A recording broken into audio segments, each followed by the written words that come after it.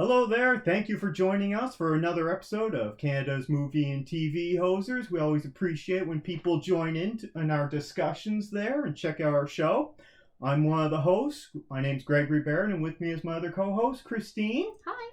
Christine, who's the star of our show? Fluffy the kitty. Fluffy Kitty here. She's nice and content right now. We also have a co-star, Penny, but she's in the wind, in the breeze upstairs. Yeah, we don't get to see her very often there. So, breaking down today's show, we got a bunch of trailers that we're going to discuss, and then we got a bunch of reviews. So, trailers, there was 4 trailers from this week. We got Napoleon, new Ridley Scott film. We got Wonka, starring Timothée Chalamet. We got Blue Beetle, which is coming out next month from Warner Brothers. Star Wars Ahsoka, we got a second trailer for that. A new Disney Plus show. Getting into our reviews, we're going to be reviewing the new Mission Impossible movie, Dead Reckoning Part 1. Christine's going to talk about the horror of Dolores Roach from Amazon Studios. I'm going to mention briefly, I checked out the Wham documentary movie on Netflix. Right. Christine's going to talk about The Witcher, first 3 seasons. The 3rd season, the second part just dropped recently on Netflix. I binged all that. We watched the new episode of Secret Invasion, the Nick Fury Marvel Studios show. Christine's going to talk about episode 5 of Star Trek Strange New Worlds. And we're going to get into some Jack Ryan, season 4. Yeah. We'll have time to do some Chakotay's Odyssey, where we talk about Star Trek Voyager. Damn is that? Oh, yeah. It's classic, I guess. We're going to do part 12 of Into the DCEU, where we review Black Adam. Then we're going to do first part of our new segment, which we're calling Tarantino Unchained. And we review all the Tarantino movies, starting with Reservoir Dogs. Yes. From 1992. So if you enjoy any of these segments or our episode, go ahead and give us a thumbs up. That would help us out, and you can subscribe for more content. If you want to jump around, I'll have the time codes down in the description below, along with all of our contact information. So let's jump right into it. Now, there is a lot of news, but just briefly, we're not a news show. Currently, right now, we're in the middle of a strike. The writer's strike has been going on since beginning of May, May 2nd. And now the Actors Guild, the Screen Actors Guild, SAG, is they're on strike now too as of today. So that's it's going to be bad for entertainment news because they haven't been able to announce anything because the writers have been on strike for so long. And now they can't promote anything with the actors because they're on strike. Yeah, bring on the reality shows. Although most of them I don't like. Yeah, I don't like reality TV that much. Like and you know what? I think my opinion is I think the studios and producers should pay the writers and the actors and give them the residuals and the pay and, fair pay and treatment and good jobs. That's just me, right? But that's really the news that's happening this week. There's other stuff, but I'm not going to get into it. First trailer, Napoleon from Ridley Scott. Yeah. Ridley Scott has not had a lot of theatrical and financial success lately with his movies. You don't like his movies. I love his movies. I don't think so. You're talking about Alien's great. Gladiator is great. Black Hawk Down is okay. I love his movies. The Martian was good, but he didn't really do all of that movie. The Martian. Yeah. They put in that trailer, it said the director of all these movies, and they also include American Gangster. I think they shouldn't include that because not a lot of people watch that movie, and it's long. I don't think I saw that. Now, this Napoleon movie, I am all for historical period piece, epic wars and everything. I'm all for it. If he wants to do Gladiator or Kingdom of Heaven, there was that Troy movie. I don't think that was his. I'm all for this. This looks great. Of the scope of Kingdom of Heaven. That was what was impressive about Kingdom of Heaven was the scope of it. And this looks like it could have that same kind of scope with so many people, as if recreating what really happened. So from the trailer, it's Joaquin Phoenix is playing Napoleon. Vanessa Kirby is the love interest. I don't know exactly who she's playing, the character. I'm not familiar with his love interest. It's 1793, so it's 4 years into the French Revolution, which started in 1789. So this is great because this is modern history. And it's all about Napoleon becoming emperor, and I don't know if it's the rise and the fall of Napoleon, or if it's just the rise. His youth as well, and his military school stuff. I don't know.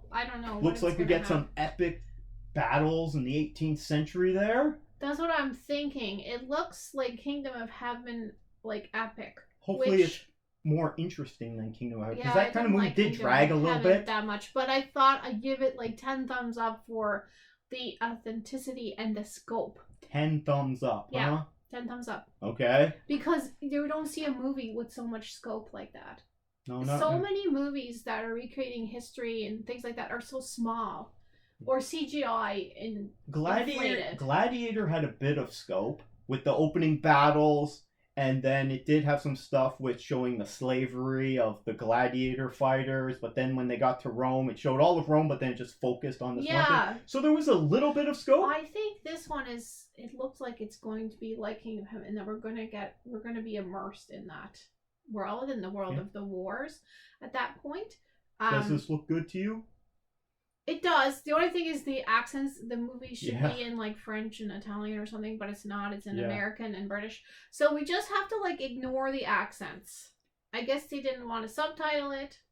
No, they definitely wouldn't want to subtitle it because, I mean, this is made by an American studio, right? And an American filmmaker.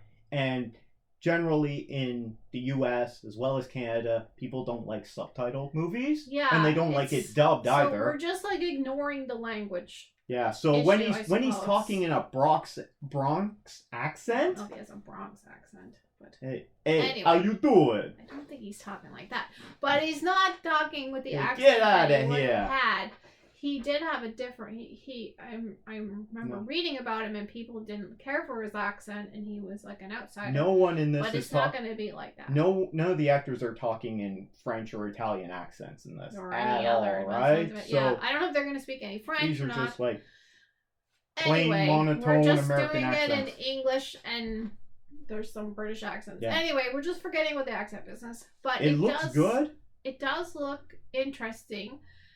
I think it's about time we get a movie about Napoleon. That's good. Yeah. I mean, in history, he is one of the guys. He's been written about so much, and he did so many controversial and interesting things. Some people celebrate him, some people do not. Like, it's all over the place. The French celebrate him. He's very well known to everyone in the world. And as my friend would say, he invented the ice cream.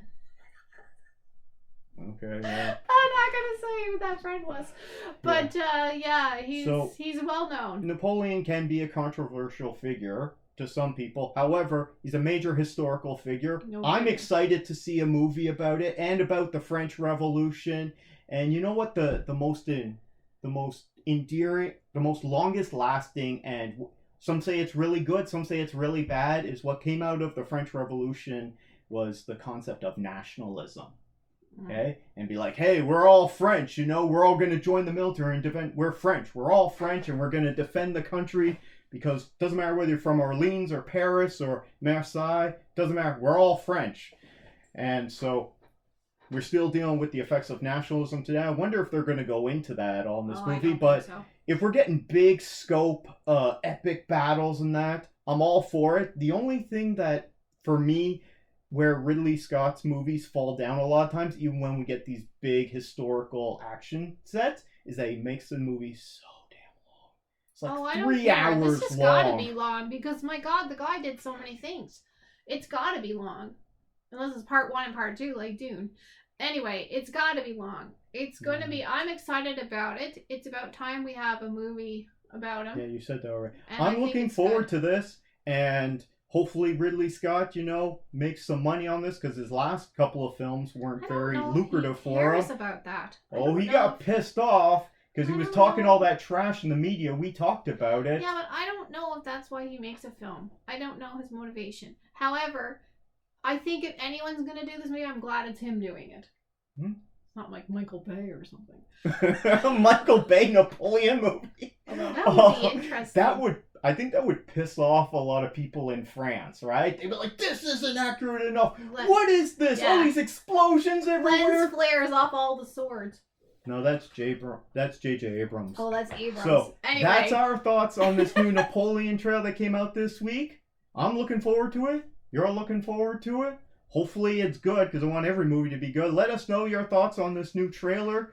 And it's coming out from Ridley Scott. Apple Studios is making it, but it says it's going exclusively in theaters. Oh, good, because I don't have Apple. And I see there's some good stuff on there, but I don't want to pay for another service. Apple is one of the studios that if they believe in their movies, they put it into theaters first. But if they put it directly to streaming, shows they have no confidence, don't bother with it. This looks like you kind of got to see in that. So let us know your thoughts on this. Oh yeah, especially with the big scope. Oh yeah. Let us know your thoughts on it, and if you enjoyed this segment, feel free to give us a thumbs up. That would help us out.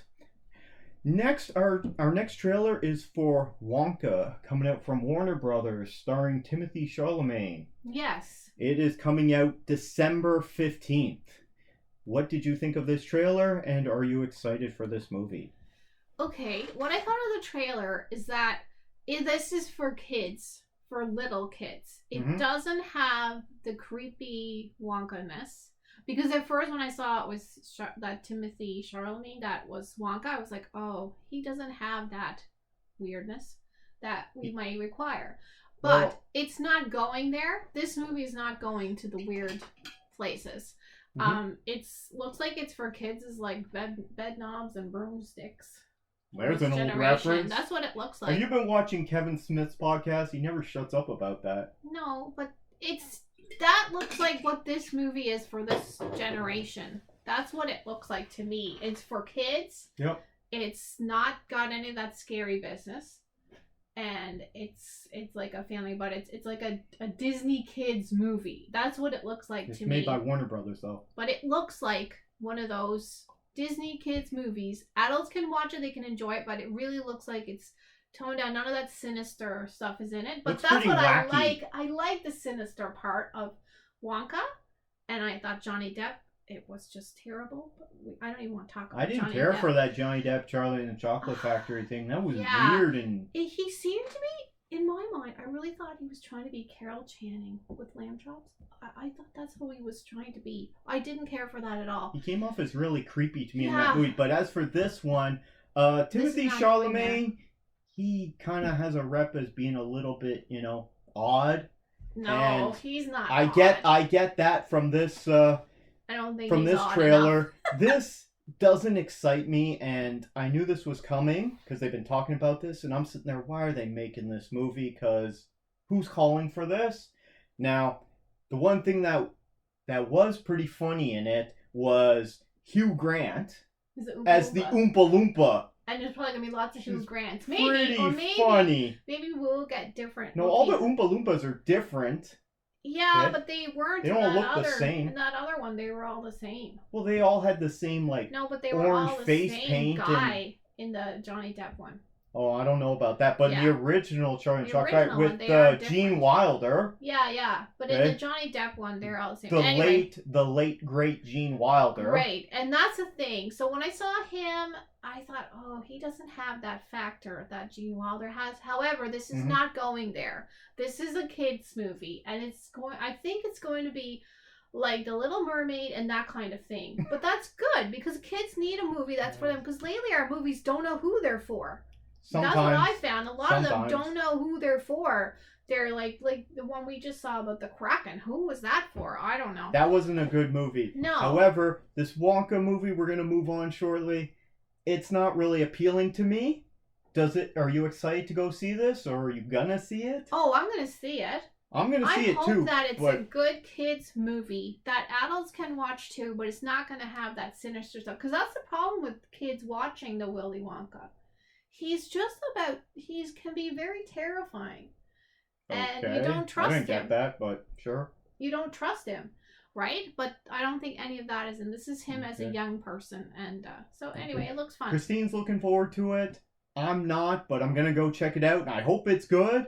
Is anyone out there excited to see a new Wonka movie that's coming out in December for Christmas? Let us know down in the comments below, please. You can always give us a thumbs up.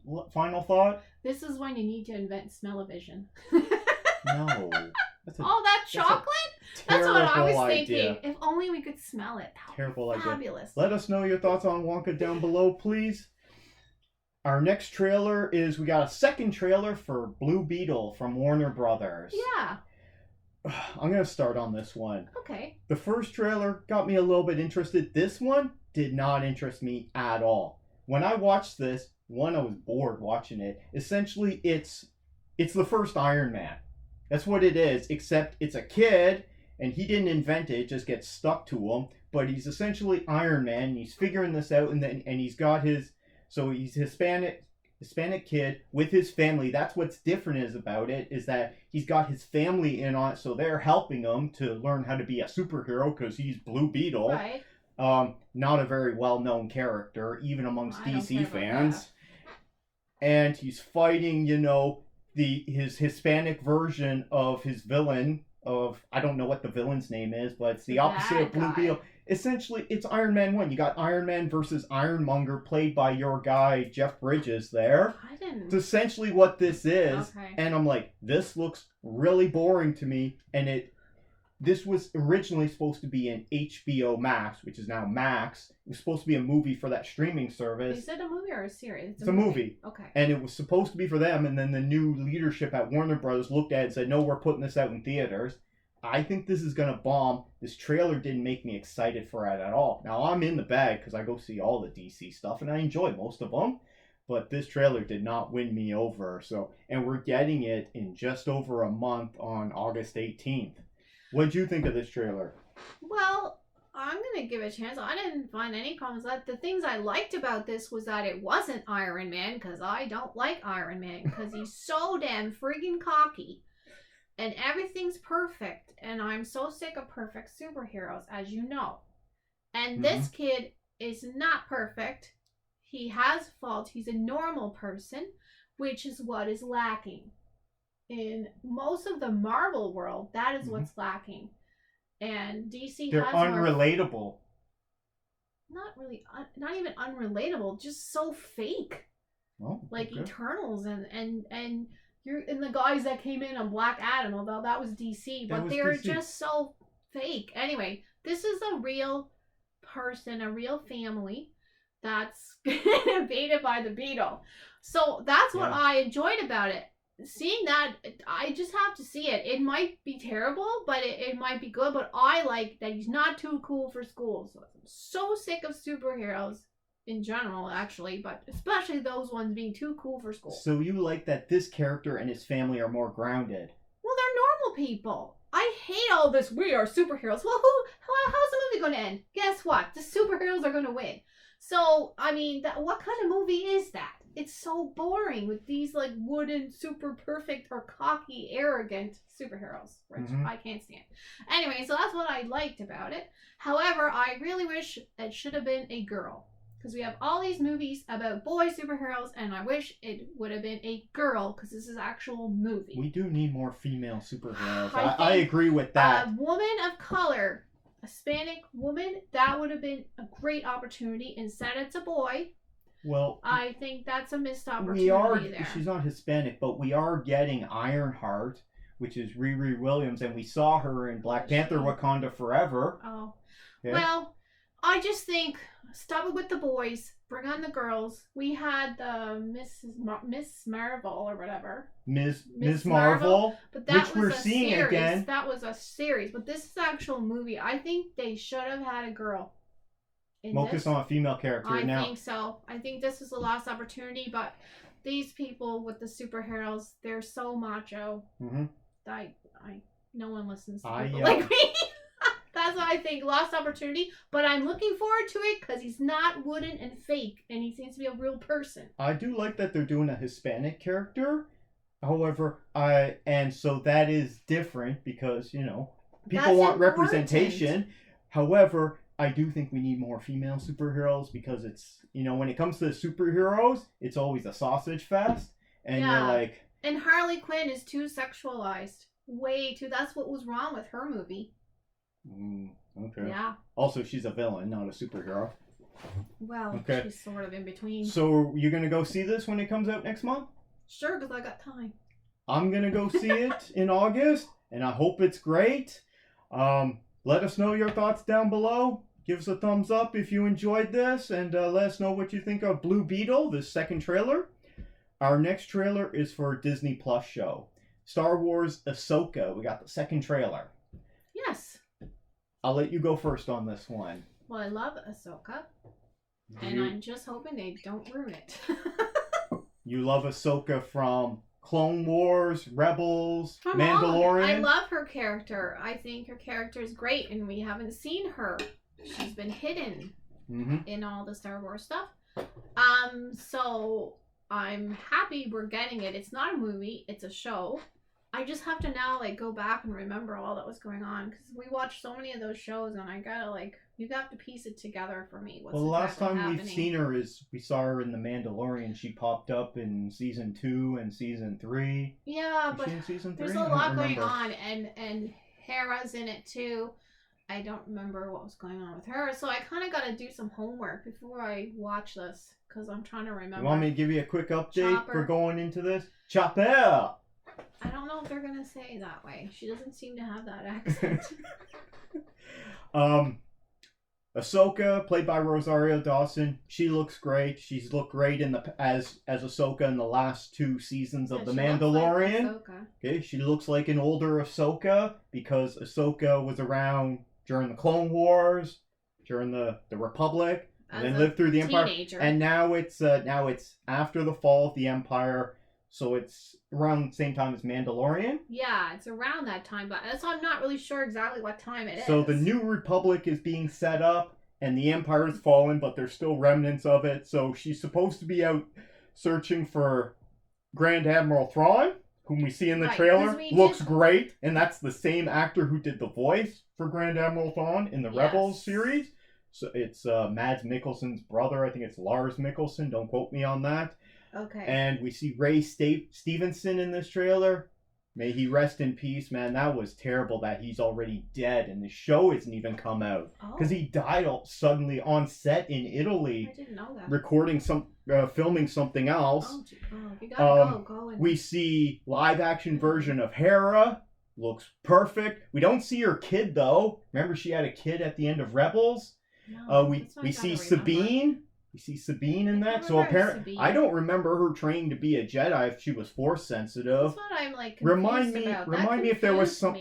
Remind me about if someone knows. Leave a comment down below about if there was something about that in Rebels. Maybe I just haven't watched Rebels for a while, so I forgot. That we had to watch before we get this series. You don't have to watch any of this stuff. That's why I couldn't remember the stuff about Sabine. We see Ezra Bridger very briefly. So that's awesome. In the communication thing, he's about maybe 10 centimeters tall. So someone's playing Ezra Bridger. That's great. And we know Kanan is dead at this time from Rebels. Do you think this is just right after what we just saw with the Mandalorian? Yeah. I think this is right after that, because those guys are getting together. Moff Gideon and it fits in. So all the Mandalorian, Book of Boba Fett, unfortunately. More Mandalorian, Ahsoka. So and then all of this stuff, this storyline is going to culminate, it's supposed to culminate in a movie that they announced at Star Wars Celebration. Are we going to get that movie? We'll see. They keep canceling everything over there at Lucasfilm. Okay. This trailer looks great.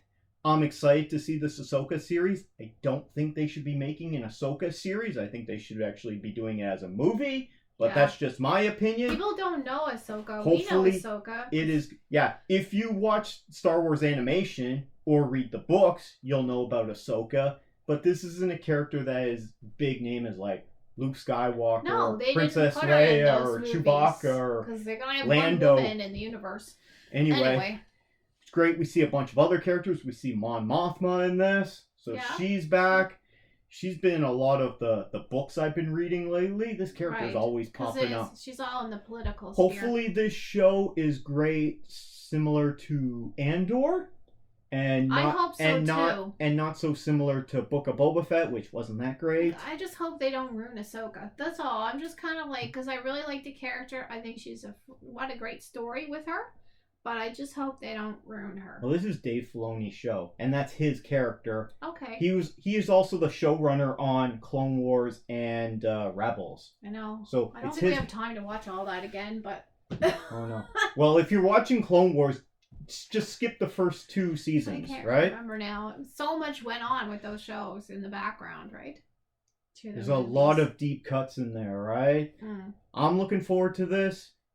You're looking forward to it. We're going to watch it when it airs on August 23rd. Oh, good. Yeah, I'll be back from vacation. So it's about a month and a half away. Are you looking forward to the new Star Wars Ahsoka series? Let us know down in the comments below. You can always give us the thumbs up and subscribe for more content here. That's it for our trailers. We're going to jump into our reviews now. First review is the big movie that came out this week, which is Mission Impossible Dead Reckoning Part 1, aka Mission Impossible 7. I'm going to let you go first on this one here while I look up the current rating on it.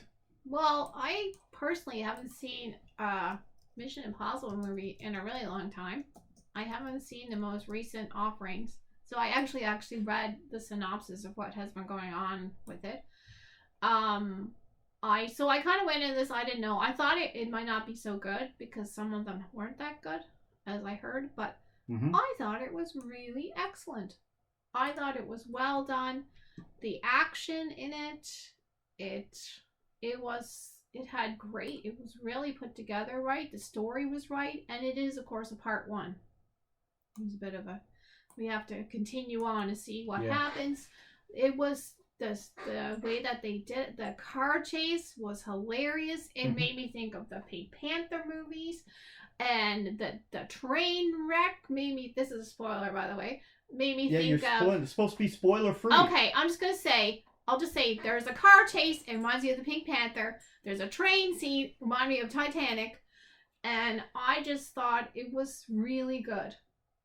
Okay. That's my take on it. Going into this movie, this is a spoiler free section except for Christine's fun stuff. We're gonna do spoilers. I'm gonna spoil a little bit of stuff afterwards. Going into this movie, I'm not a fan of the Mission Impossible series, okay? I've seen 1, 2, 3. I didn't see 4 or 5, and I saw 6. Mission Impossible Fallout. That was the one with Henry Cavill that came out. So, and if I had to rank all 4 of them on the internet rating system, just on my memory, I'd give them all the worst movie ever. However, this movie, I went into it, I'm like, I'm going to leave that at the door. I'm going to expect it to be good. Hope it's good. Go in there. Have a good time. Now, 2 hours, 43 minutes. Oh, God. This movie's too long. Way too long. Okay? I enjoyed this movie. I had fun with it. Now, I left a spoiler-free reaction when we saw that on Wednesday, and that's already posted on my channel. There is a lot of dumb stuff in this movie, and I'm gonna get into that more in some spoilers, but I'm not gonna spoil the whole thing.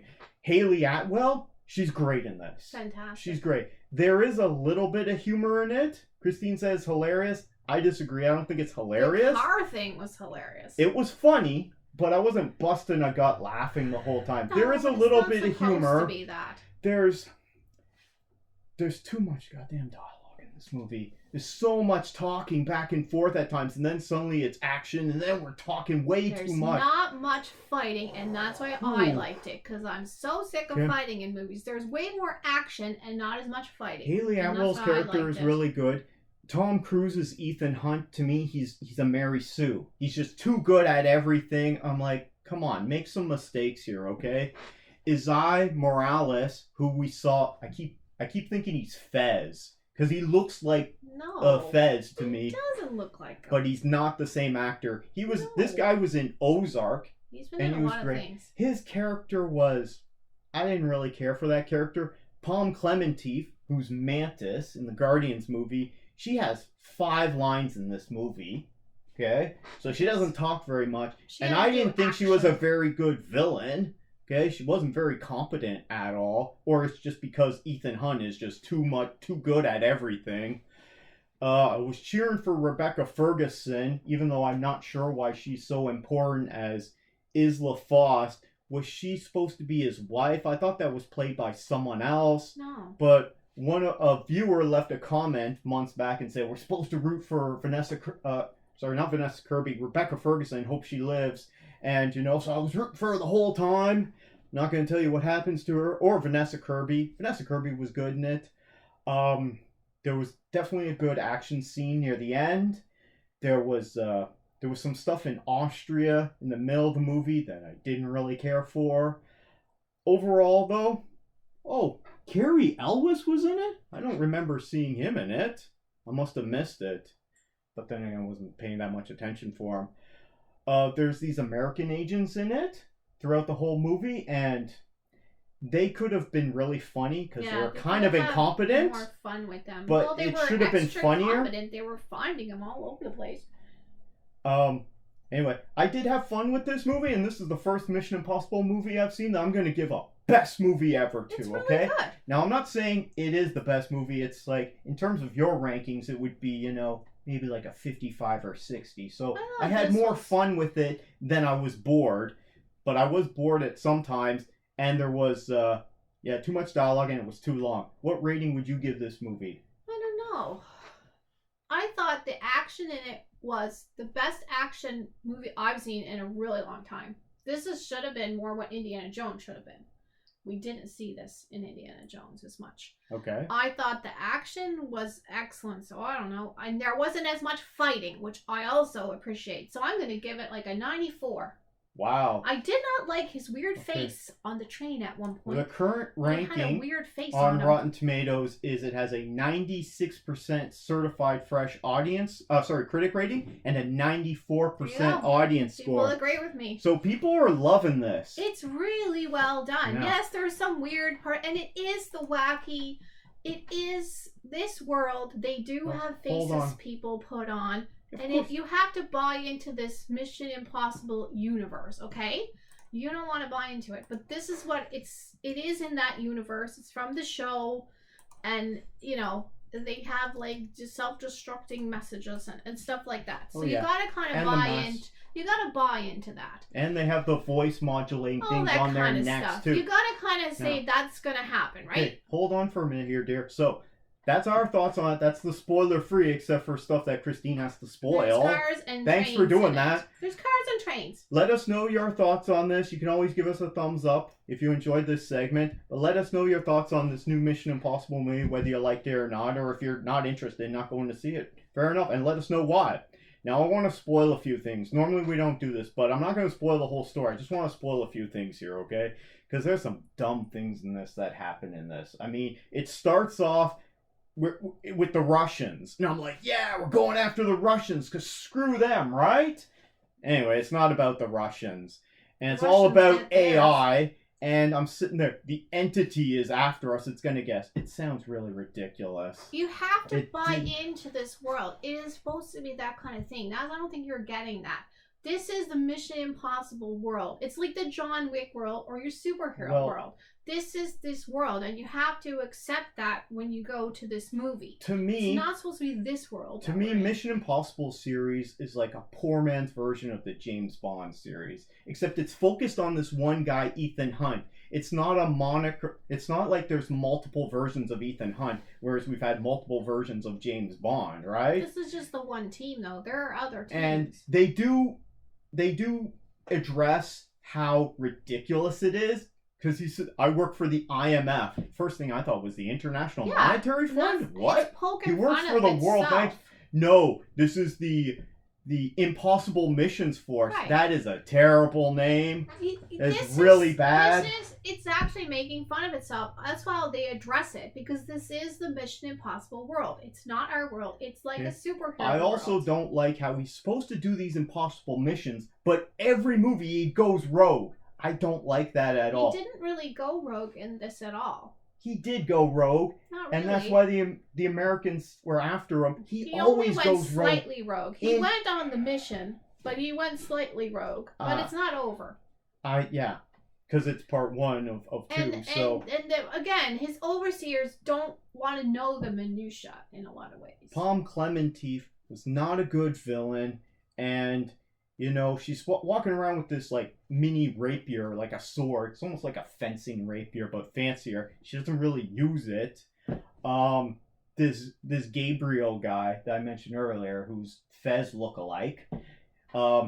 He's definitely too cool for school, and he gets into a fight he's too cool for school. He gets into a fight with Rebecca Ferguson, and it's a knife fight. She's got 2 knives, and still he beats her. Yeah. And then Haley Atwell shows up with a sword, and she loses too. We need more information on him. I didn't really get why he was so scary. Anyway, like they haven't seen him since like he murdered that girl a long time ago. I don't know if that was his wife or whatever. But we don't have enough information on him. They I kept think in the movie we need more info. The whole on point him. of this movie is they have to get this key. 2 parts to a key. It's a special key with 2 parts with blinking lights on it. And they have to get it, but they don't know what it unlocks. Meanwhile, they showed us stuff at the beginning, but they shouldn't have showed us that.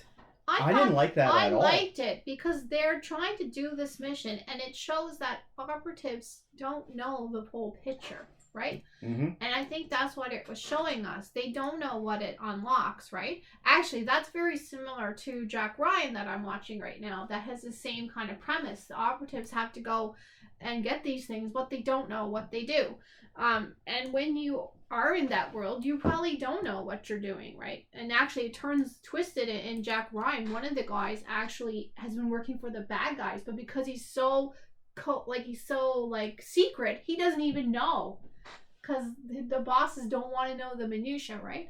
So in this, I mean, you wouldn't probably know. But anyway, I thought it was good. It's well done. It's really good action. Not too much fighting. The fighting is still fun. I liked it. It has a chase. The chase is through Rome, I believe it is. Because Venice was the boat stuff. Anyway, reminds me of another movie I saw recently, Fast X. Okay, where they went through Rome chasing cars, and this movie did it way better and way more interesting. But we didn't see the Popemobile in either movie. The way I would make this movie better, 1, make it shorter, 2, less dialogue. Okay, don't show so much. Okay, don't show so much of, like, if it's a mystery, make it a mystery. Don't show that stuff at the beginning. But I don't like the Ethan Hunt character because he's too much of a Mary Sue. When it comes to action, you want your hero to be struggling. Okay, have everyone beat the crap out of him, and then he barely survives and wins. That's more interesting to me. And I find he's just, someone comes at him, he just takes him down. Well, he does get hit. He has problems. It's not as bad as Dominic Toretto in those Fast and Furious movies, because apparently no one can lay a hit on that guy. He does get hit a lot, but it doesn't really slow him down or anything. Also, he does his Tom Cruise run like 3 or 4 times. He does have some issues that they have to kind of... he gets in trouble a few times. He's not perfect at everything. I had fun with this movie, but I am not going to be going back to see it again. And the only reason I would watch it again is if we were watching through all the Mission Impossible movies for content to review them. But like I said, that's just me. I'm not a fan of this. I did have fun with this movie, but man, almost 3 hours long. Come on. What I didn't understand is when he's on the train with Gabriel and he's got the knife to his throat and he has the weirdest look on his face for like a whole minute. I'm gonna stab you, buddy. But it wasn't. It was like, I don't know. I don't know what the heck that was all about. Maybe someone can tell me, because I don't know what that weird look was. He wasn't saying anything, and it was just weird. He had this strange look on his crap out of him. face. It was just weird, the look. Anyway, I don't know what the look was all about, okay. But I still think it was really well done. I wish more action movies were more like this and not so much like CGI BS. It made sense. Oh yeah, you don't want CGI. You're always saying it makes sense. Okay, so that's our thoughts on Mission Impossible Dead Reckoning Part 1. Let us know your thoughts down below. And as I said, we didn't spoil all the stuff from it. Next, Christine, you're going to review The Horror of Dolores Roach from Amazon Studios. You watched this on Prime. How many episodes was it? I don't know. And are they all released? Yep. Okay. What did you think of this show while I look it up? It's weird. It's weird. I'm kind of... It doesn't sound good. I don't know how to think about it. Okay. Okay, it currently has a 78% fresh rating on Rotten Tomatoes and a 92% audience score. It's listed as a horror genre. Did you enjoy this? Well, at first you had read something to me that said it was a comedy. It's not a comedy. No, the trailer gave me vibes of comedy. No, it's not a comedy, and I think that's the problem. Okay. It's about a woman struggling. Yeah, don't spoil it. Don't spoil it. Actually, it's on TV if you want to talk about it. Yeah, it's okay. About Spoilers. A woman struggling, okay? Spoilers. Now, if you look at this as a metaphor, this show, for what troubles a woman has to go through when she's out on her own with no support. Mm-hmm. Okay, I can see this then as being that, because it goes dark. It gets really dark, and it's too dark for TV, if you ask me. Oh. That's the part I don't like about it. It's very, very gruesome, and I think they could have done it without being so gruesome. Mm-hmm. But maybe the person that made it decided to say, listen, we're not going to, this woman who's out on her own, like it is gruesome, but it is too much. It's a bit too much. Not her part of it, but the fellow that she's living with, it's way too much. All the bodies, mm-hmm. She ends up killing everybody. They have episodes. like the bodies hanging everywhere, parts of their faces and their eyes hanging out. He slits a man's so it's gruesome. throat. It's way too gruesome. I think it would have been a lot better if it wasn't like that, and it could have been a little bit wittier. Mm-hmm. I was still interested in what's happening with her, but it goes so too much into the gruesome, the gross body horror. Body horror? Yes. Okay. That's what I wasn't expecting. So I do not like that. I don't think they had to go there really with it. They could have done some things, but like you see this guy's head in the freezer like I don't know how many times. Whoa. Oh okay. Yeah, and the worst part is when they have this poor fella hanging up and he slits him like a deer. You mean she slits them? No, she doesn't. The butcher? She kills them, and her men that she's living with cooks them and feeds them to the neighborhood. Gross. That's what I mean. This is what it's about. So I guess if you're looking at symbolism, it could be symbolic, I suppose, but it's a lot.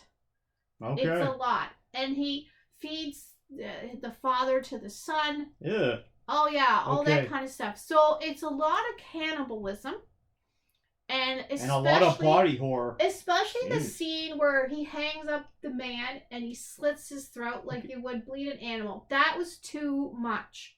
I'm sorry, but I don't think that was necessary because she wasn't the one doing all of that. Mm-hmm. And I don't think we needed that in it mm-hmm. at all. And I think that really took it away. I didn't not like your that. You don't like the horror genre. You're not into body horror anyway. That wasn't even horror. It was like making it too like normalized.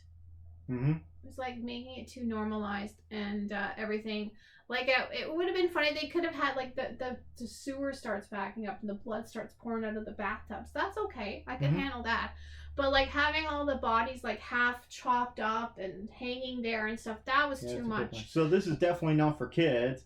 And it's not for people with squeamish stomachs. So don't let your kids watch this on Prime if you got that at home. I thought it was way too brutal in that way and a bit uncaring, and I didn't like all that body horror like that. I don't think it was necessary. What ranking would you give this? But there is interesting stuff to it, and Miss Cyndi Lauper's in it. So gotta give it to Cyndi Lauper. She plays a major character in this. Really? Yes.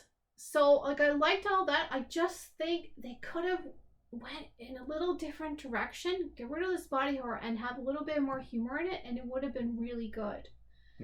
But it's really scary, and we know that Dolores is really frustrated, but at the end, like her killings we know her motivations. She's in such a tight spot, she doesn't feel like there's any other I think we got that from the trailer. However, then she just starts killing people when she has a headache and stuff like that. Oh yeah. Having a bad day, huh? She goes like, woo! And she kills people that she cares for, and she's almost like using people, but then she doesn't want to do that. She's very torn. She's doing things that she doesn't want to be doing, and she knows they're wrong. Whereas some other people in her world don't even think they're wrong. Okay. Right? So it's So we got to move on. What kind of ranking would you give this series? I don't know. I'm confused about Best worst series ever. No, I don't do that. I give it probably a 72. Okay. I think that the give it a stuff B. with the bodies was too much. It should have been funnier. but I still wanted to know what happened. I wanted to watch it and see where the story was going. Mm-hmm. But it was way too much with the horror. It's very horrific and it's very graphic. I can't comment on this because I haven't seen it. And when you started watching it and started telling me about it, I'm like, nope, not wasting my time on it. So not going to comment on it. You've heard Christine's thoughts on this, the horror of Dolores Roach. If anyone else checked it out, no matter how far you got into it, let us know your thoughts on it, whether it was good or if you thought it was terrible. Leave a comment down below. You can always give us a thumbs up. You got on extra this segment points because of Cyndi Lauper. So. Yeah, big icon from the 80s. Our next one, I mentioned from our Netflix picks that I was going to check out the Wham documentary. Yeah, I talking about 80s music. It's a documentary movie on Netflix. It was like an hour and a half or so. I watched the whole thing, but didn't really care for it. It was kind of boring, not the greatest put together. I mean, it had some interesting stuff in it, but after an hour, I was kind of like not paying attention, and I just kind of, I'll just look up stuff on my phone as I'm listening to it. It didn't really hold my attention, so it didn't work for me. I would recommend skipping that one. It's not one of Netflix's better documentaries. Next, Christine, you want to talk about all 3 seasons of The Witcher, because the 3rd season, part 2, just came out on Netflix, so have at her. I watched them, but part 3 is not finished yet. We have to wait till the 27th to finish it. Season 3. It kind of did it in 2 parts, like they did like Stranger Things. Mm-hmm. So it's not finished yet. I also watched the spin-off series that kind of tried to sort of explain this. What's it called?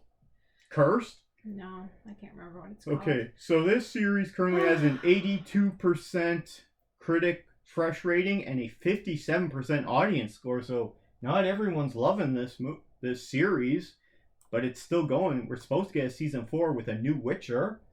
I don't know if the new Witcher's gonna give us just the highlights. And what did you like from this? What I like about it is the story. It's a story taken from the worlds like the Hobbit. It borrows from that. Mm-hmm. It borrows from fairy tales. It's like witches and that this is a fantasy world. It's a fantasy world, and I like that kind of thing. So that's what I liked about it. And elves and all this kind of stuff. It's like a B version of Lord of the Rings, I guess. What I don't like about it are the 2 main characters. The Witcher, and who's the other main character? And Ciri. Ciri has got too much makeup on. She's always Freya Allen. Perfect. Yeah, she's not the greatest. Yennefer and Jaskier are great.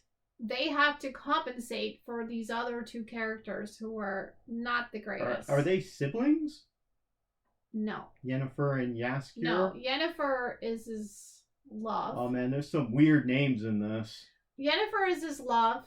Yep. And Jaskier is his friend. His bard. It's got like an interesting story. However, there's some bad things in it too. It doesn't make sense. All of a sudden, like her school mistress, we'll call her, was not nice to her and was a terrible school mistress and turned half the girls into eels. But yet... Why? I can't go into it. But yet, in the next, when we see her again, she says how caring she was and how much she cares for her, and she keeps on going to her and saying how much she trusts her. But she turned them into eels. I mean, she's not trustworthy. So I didn't like that. And they do go back and forth a lot. It's a lot of going back and forth. Because it takes place at different times. It's a little small. This they could have cut out a lot about this back and forth business, and it's just getting a bit much, I find. I think it could have been reduced to 3 seasons and be done, but instead it's still going. Do you think they're dragging it on too long? Yeah, it's I mean, it could be even 2 seasons. It's just dragged on. Who does Lars Mikkelsen play in it? Well, spoilers, I guess. We'll have to do spoilers. You already spoiled some stuff, so yeah, go ahead. Not really. I didn't spoil. Lars Mikkelsen plays Stregobor.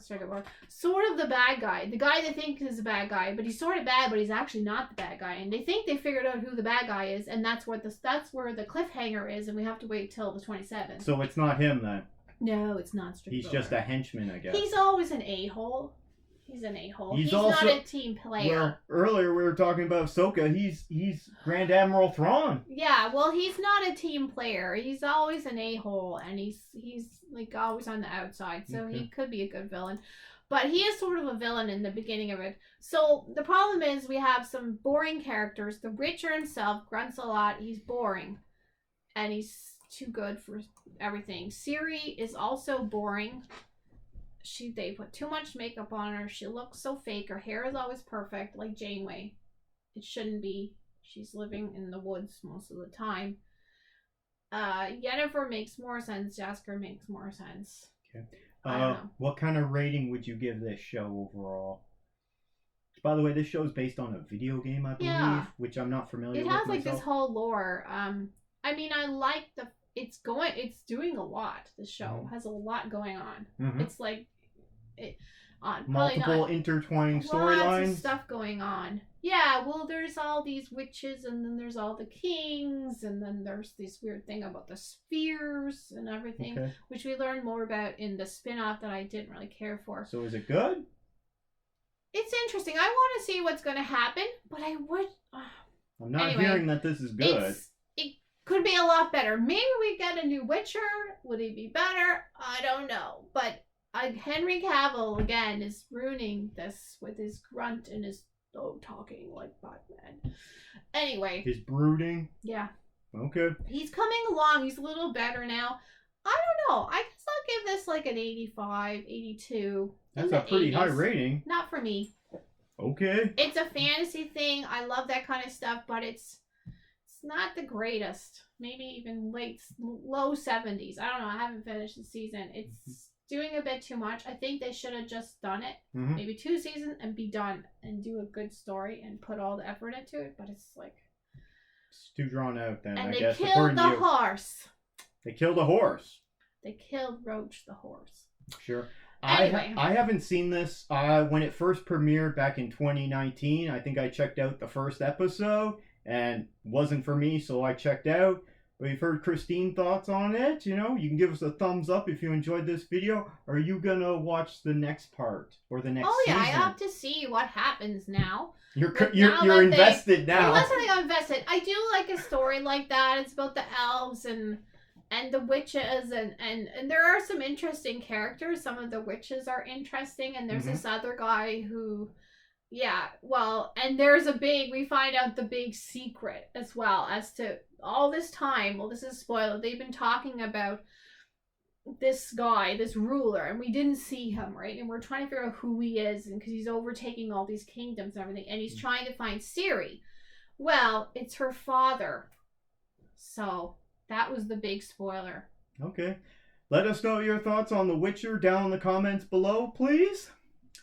Now we're going to move on to the new episode of Secret Invasion, which is episode 4, and I believe it's called Beloved. Yes. Okay, so spoilers, because we have to talk about something. We find out that Gaia is not dead. Because she was... Man, this show isn't very good. It's not very good. Going downhill. One, it's called Secret Invasion, so not secret. It doesn't identify with any of the main characters. I mean, maybe they should have called it Nick Fury's Secret Invasion. Also, I don't think this should be a series. It's all over the place. I mean, we just saw... So it's about Talos. Is it Talos or Talos? I always get it wrong. Ben Mendelsohn's character. It's all about the Skrulls, and these Skrulls are taking over. And the stuff between Nick Fury and Rhodey, Don Cheadle there, made no sense at all. It made no sense. Nick Fury would know that he's a Skrull, and he would expose them. The whole time they're talking in that hotel room, I'm like, just shoot the guy in the leg, okay? He'll partially turn back into a Skrull. You expose him, and you find out where Rhodey is.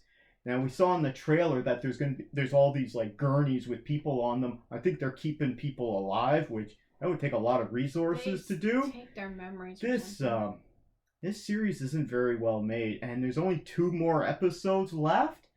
Is Marvel going to be able to pull it together? And then, why are they releasing this if this is garbage? If it's just kind of okay at best, like the executives, Kevin Feige and Louis D'Esposito and all the executives over at Marvel Studios and at Disney, they would know. They've seen it already. Why would they release this if it's not very good and it's meandering? I mean, I know that under the previous management there at Disney, under Bob Chapek, okay, I get the impression that he just wanted to churn out all kinds of stuff for Disney Plus to put on streaming, and it just wants more and more content, which is why we're getting all these Disney Plus shows. But you're getting lots more content, but it's very poor quality, or not near the quality that we used to have. And that's why so many people have given up on the MCU. And this show, I'm going to keep watching it, but it's disappointing for me. It's very, very disappointing. What are your thoughts on this show so far and this episode? Yeah, it's really gone downhill. The whole stuff with his wife doesn't make sense. We find out he knew she was a Skrull, but then they have this weird conversation in this last episode, like he didn't know how she became who she is. I don't believe that. And the wife, all of a sudden we get this wife, and now the wife's not in it anymore. Like, she should have been in it from the beginning. That part didn't make sense. And his like dialogue back and forth with people, it's just a lot of nonsense. He like argues with people and stuff, and it just like, what?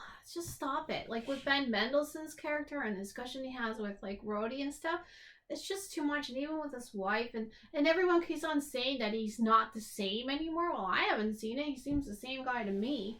They're just keep on saying, they're trying to convince people that he's not the same since he came back, but I think he's the same. He seems the same to me. Anyway, I don't know. I just think it seems like a lot of filler, and Emilia Clarke is not dead. Yeah, she just goes and she looks like Emilia Clarke still, and she goes to talk to her father. You think she would be in disguise, and she's supposed to be dead. Then we get a flashback of her taking the Extremis. So, it was just okay, poor. That wasn't very well done. And the whole thing about the Extremis is just too easy. And I don't know, it's just, and the thing about the tracking of Rhodey made no sense. They should have just killed him. Why are they tracking him? They know where the president is. They know he's following the president. Like, tracking him doesn't help. And then that whole battle was really The shootout lame. at the end They're didn't work very walking well. in the middle of traffic, and they're not getting shot, and it just was really stupid. Yeah, not very well done. It was really bad, and it was boring. And the president, were they trying to kill him because they came close? What are they trying to do? Why didn't they just take him over a long time ago? That would have make sense, because they took over all the other leaders. They had access to him all the time. So why are they half killing him? I don't know. I know. It's just... Are you going to keep watching this show, or are you tapping out? Well, we only have, like, how many more episodes? 2. Okay, I'll finish watching it, but... Because I need to know, because I have to figure out what's happening for the next thing. Cause you could always just read the synopsis afterwards. And these are short episodes, too. This reminds me of a lot of the other Disney Plus and the Star Wars stuff that's all been pushed onto Disney Plus. It's things that would have worked better as theatrical movies. Instead, they drag it out to make like a 6-episode series. Once again, it's 6 episodes, and they're short episodes, just like all the other ones. And so it's just dragged out. But if you condense it down, you get a better story, and you put it up on the screen, and you get more money from it that way. This is, as an aside, I think that what Disney has done with Marvel Studios and Lucasfilm, as well as Pixar to another extent, because they put a bunch of Pixar movies during the pandemic straight to streaming, but by making these shows, whether they be Star Wars or Marvel Studio shows, these MCU shows, it devalues the brand. Because then it's just on TV instead of being an event and go seeing it in the theater. It's like Boba Fett. Yeah, if you had made a good Boba Fett movie instead of that garbage show, people would be more excited about it. Instead, people are like, this character's garbage now. They're really skeptical now about free Whereas things that are coming Obi-Wan would have been way better as a movie. Okay, and some of the shows have worked really well for me. WandaVision worked really well as a series, and so did what's the next one? Falcon and Winter Soldier. That worked quite well for me. But some of the other stuff like Hawkeye, didn't like that one. Ms. Marvel, Some of those, okay, this one, Secret Invasion, they would have worked way better as a 2-hour or 2 hours and change movie. Would have worked way better. And now they've devalued the brands and they've put all this crap onto streaming, which isn't very good. So we got lots of quantity, but the quality is way down. And now the Marvel movies are suffering because they're putting out so much stuff that they can't make them all good. So instead of go back to years ago when they were only doing 2 movies or maybe 3 a year, and they were quite good, but most of them were. There were some misses that people didn't really enjoy, but they were still big successes. Now, because they're doing like 6 projects a year, there's only so many hours in the day, and you only have so many talented people. So then you have to hire people that you wouldn't normally hire who don't have the experience or the knowledge, and yeah, you need to build that up. So we have poor quality stuff, and I think they should stop with these Disney Plus shows. Maybe you could keep doing the special presentations, like the Guardians of the Galaxy Holiday Special. Some people like that, what was that Swamp Thing? No, not Swamp Thing, sorry, that's DC. There was that Werewolf by Night special. I didn't care for that, but some people like that.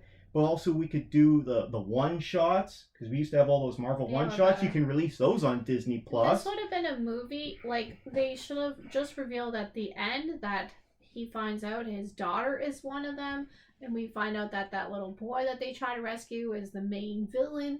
This would have been like this, these would have been the little choice items that they could have put in the film, and the fact he doesn't know his wife is a Skrull. Okay. Marvel Studios, including the Secret Invasion, is just putting out poor quality product. Because this is their product. And if it's poor quality, people aren't going to tune in, so who cares if there's more of it? So we're in the bag because we watch it for content, and also because this is my thing, this MCU universe. I really enjoy it, so I'm going to watch all of them. Just like the Star Wars stuff, I'm going to watch all of that, whether it's good or bad.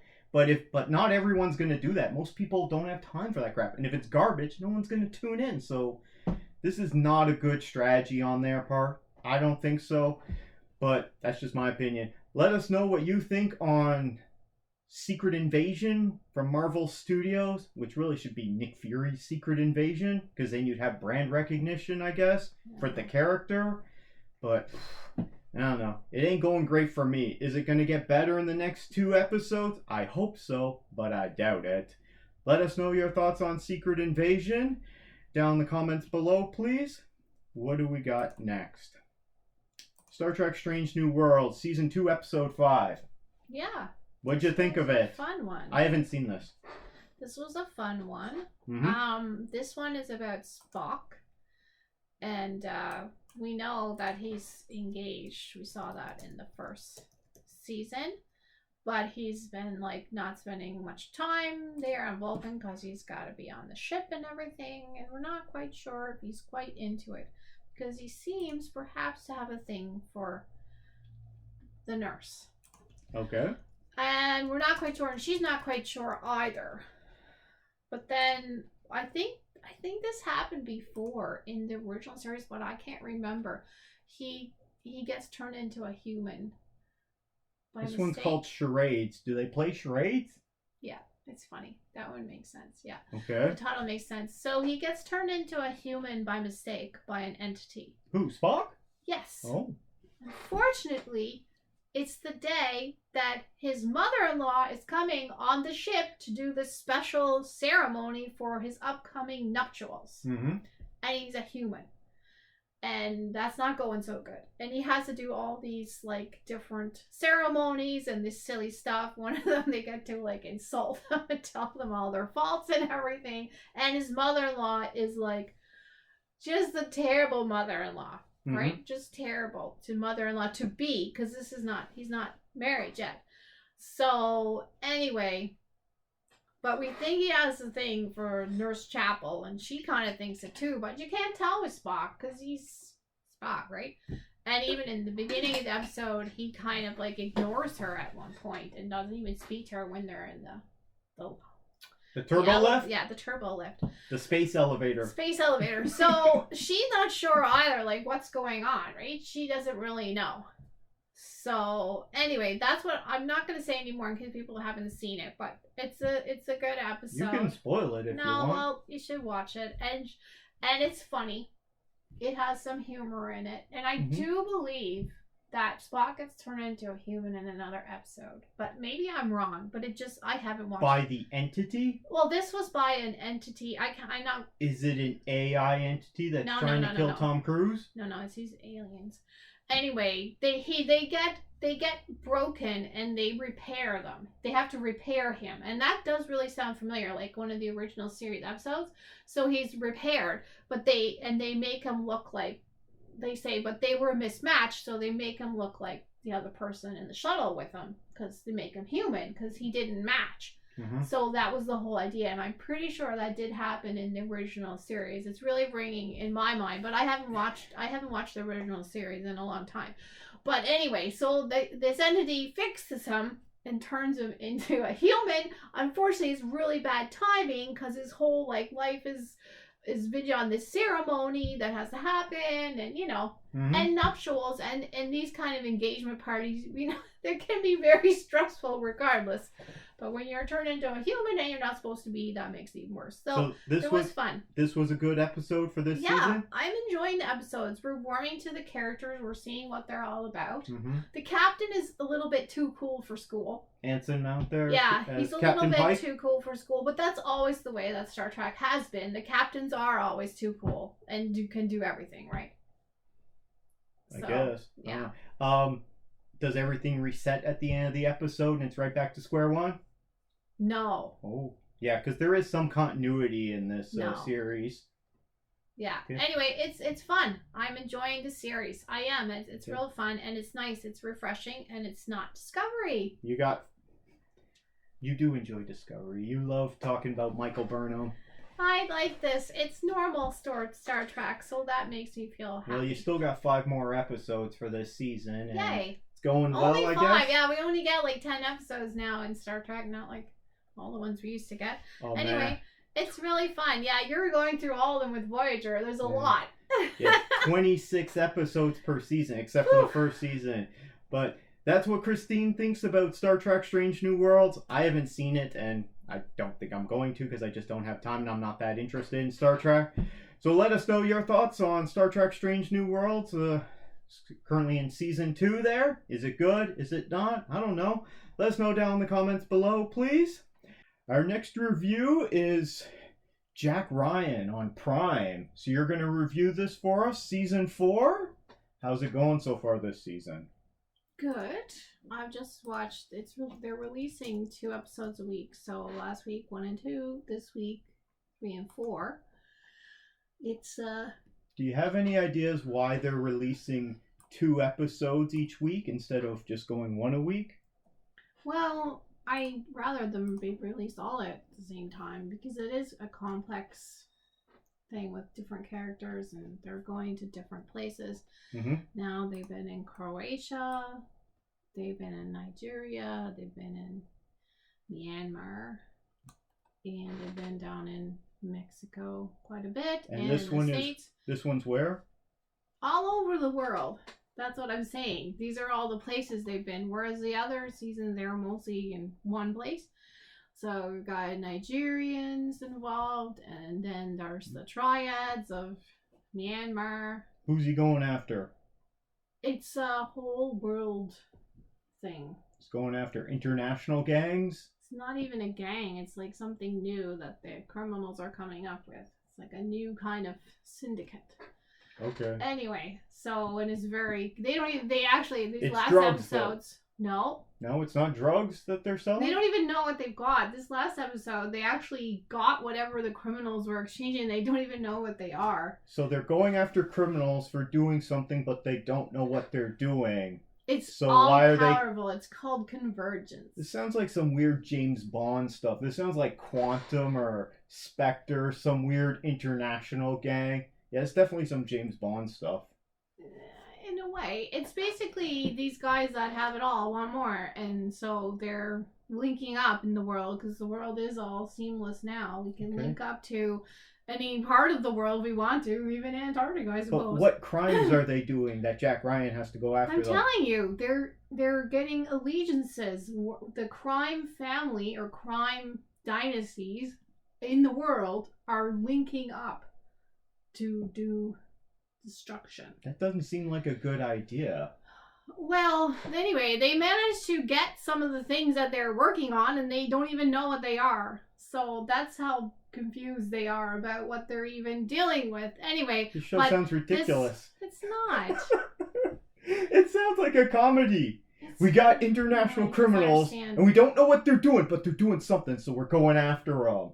Is what you're saying. Stuff. What's the name of, is the new syndicate have one name? There is no new syndicate. It's called Convergence. Convergence. Which is essentially, it could be anything. It could be drugs. It could be terrorism is what they're worried about. You know, human trafficking, all linked. But they've got this case of things and they don't even know what they are. But a bad person has been exposed that we didn't know was bad. Who's the bad person? I'm not gonna say because people just gotta watch it. But what is this bad person doing? Someone we thought they were good is actually bad. What are they doing? They're part of the Convergence. That's a terrible name. They're just this is the term they use. Anyway. The Convergence, like if you got an international criminal organization, you don't call yourself It's not Convergence. an international criminal because that's the difference. It's different criminal organizations linking together to do more damage. Sell more drugs, more... They're going next level. They have a vision. Anyway, that's what it's about. And Greer is getting himself into trouble, and Jack Ryan is now gone, like, superhero Is he gone rogue? He's not gone rogue. He's doing a mission, but he's got his old buddies with him. Okay. And he's, and Greer is getting in his own kind of trouble. Okay, yeah, I guess because James Bond hasn't gone on a mission in a long time. He's always going rogue.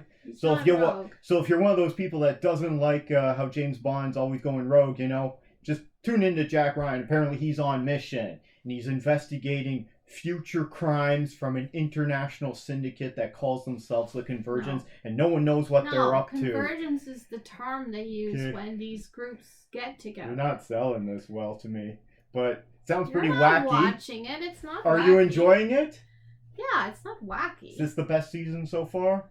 No, I like the first season. Okay, because this one has an 85% critic rating on Rotten Tomatoes. It's only 6 episodes. Yeah, okay. Well, that's why it's the final season. Yeah, it's coming to an end. It's not that popular, I guess.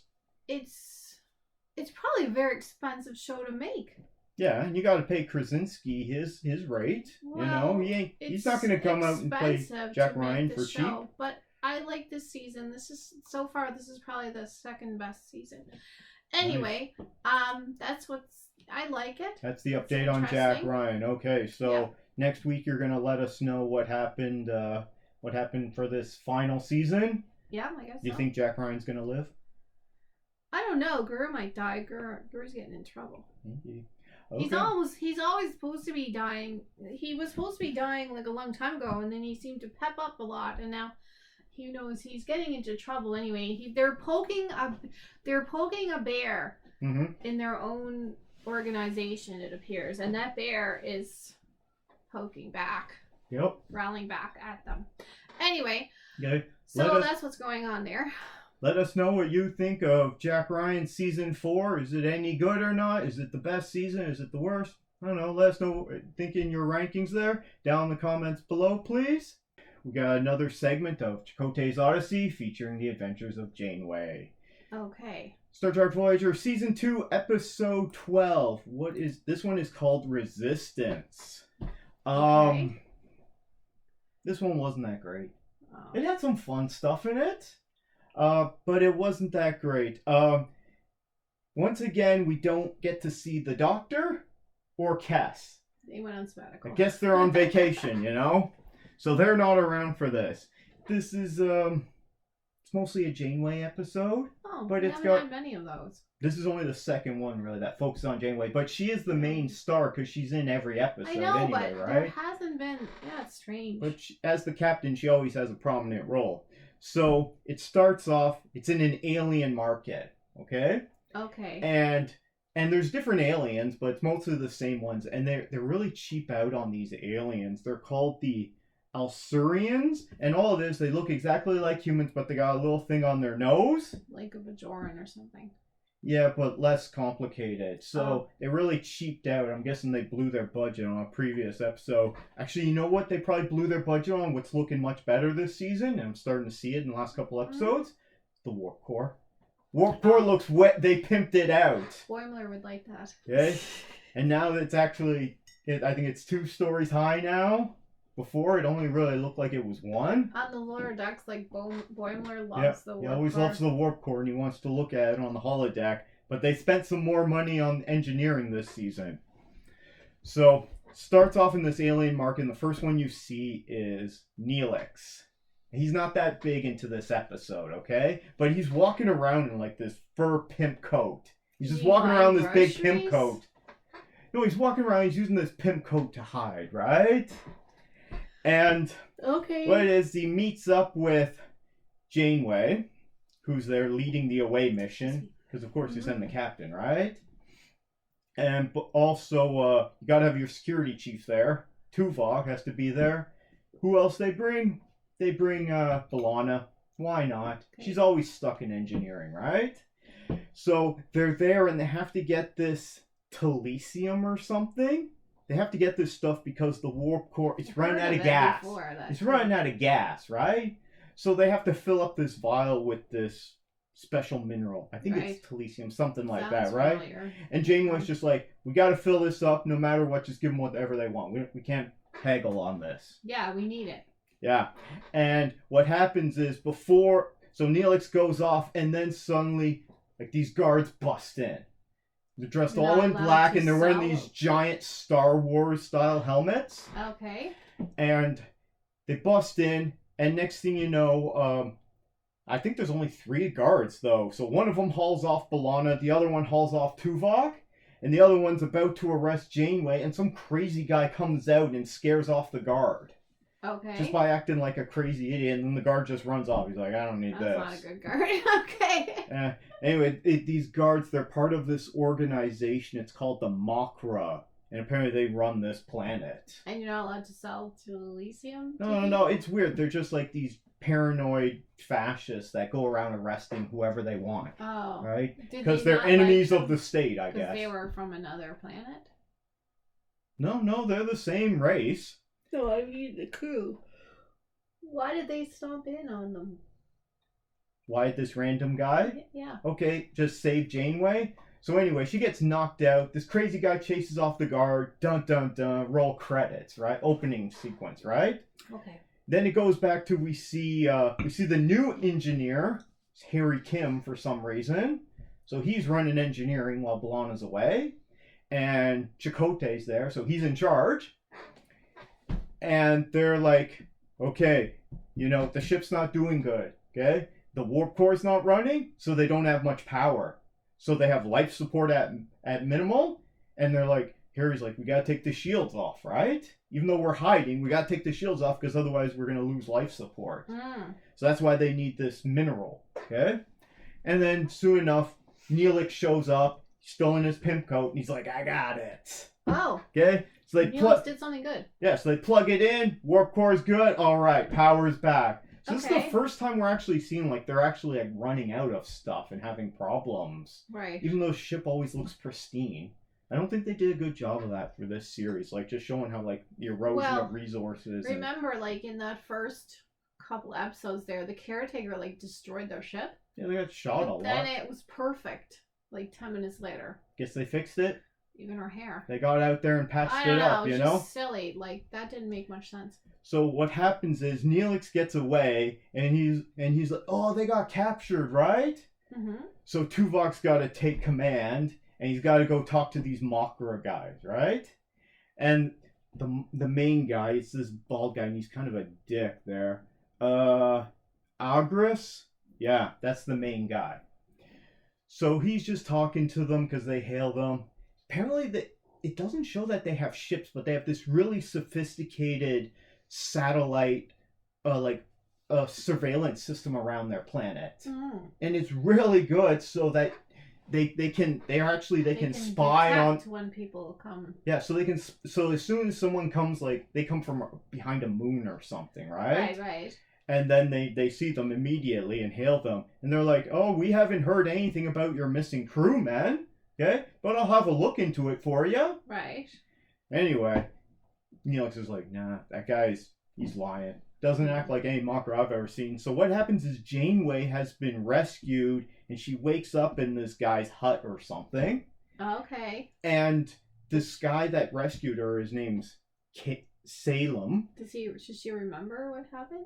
She got knocked out, right? Right. So she doesn't even know that he saved her. Oh. But he does, and the guy's nuts. He's crazy. Okay? Oh. He's lost his wife, he's lost his daughter, and he thinks Janeway is his daughter, and he keeps calling her by his daughter's name. I do remember that. So this guy is nuts. That episode. Yeah. Okay? Didn't recall that. So she's got to get crewmen back because Tuvok and B'Elanna are locked up in the Mockroom's prison there, and no one ever comes out of there. So they try and come up with different plots of how they can... Well...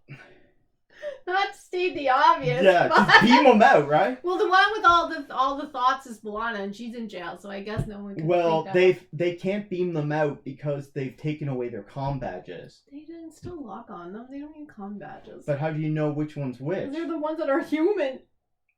Well, not. They're half human. Tuvok's half human, half But you know their sensors Klingon never work, and they Tuvok. keep scanning to see if they can detect the away team. I'm sure he's And the only they're like Vulcan. nothing. Scanners never work. Whoever designed that crap.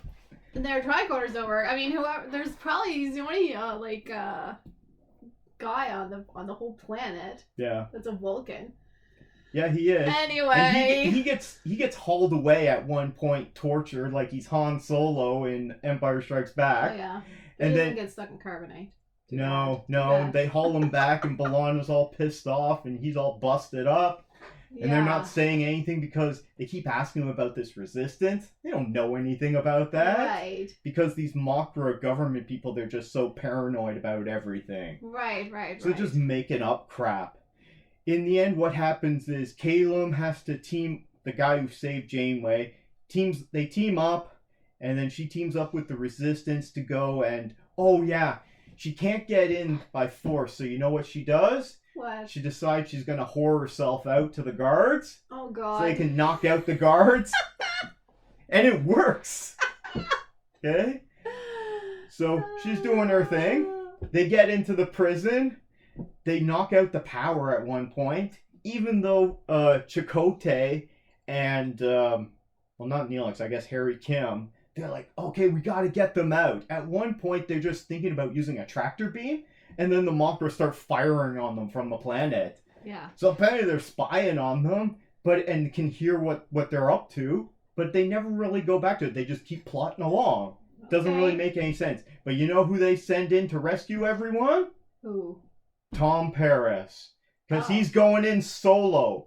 Doesn't even take a bunch of no-name ensigns with them. He never did break out of jail. He was in jail, and Janeway got him out. He's not a jailbreaker. Yeah, so he's going in last action hero style. He's gonna save them. But by the time he gets there, they're mostly already out because they knock out the power, and they're getting out. They do their own thing. But then they do get caught again, and then that's when Paris shows up, and he just starts knocking over some guards and shooting them. There you go. And then the old guy gets into a fight with the main government guy, the guy who's being a dick there. Yeah. What's his name there? Argus. And he ends up stabbing him, but the old guy gets shot. Oh. So they take out some of the guards, and then the last two guards, when they're the last two, they're just like, you know what? We're gone. They just take off. Very good security on this planet. The guys keep on running away. Well, at that point, they're outnumbered and they're escaping. They got guns, so they just like, nope, I'm out. I'm good. Allegiance. So they made the smart move so they could live. Otherwise, they'd probably get shot. So and the old man dies and thinks Janeway's his daughter still. Yeah, and she has a touching moment with them. Yeah, I do remember that. And she's really affected by it. And she's got this necklace that she's looking at in her captain's ready room there, in her office there. Mm. And it's all sad and everything, but it wasn't that great of an episode. No. There is a great standoff between Chakotay and the the Ogress guy, the dick. Yeah. And they're just like, hey, you could do this. Yeah, you could do this. And Chakotay's just staring him down, like, doesn't even respond. Oh, well, he has a good stare. Okay? And then he's just like, okay, I guess I'm going to go look into it. And they take off. And he's like, yeah, that guy's lying, you know? And they're just having at it, right? Spears coming from each other's eyes. So I wouldn't recommend that episode. Okay, I do remember that about Janeway and the old man. But the last one with Seska was really good. Okay.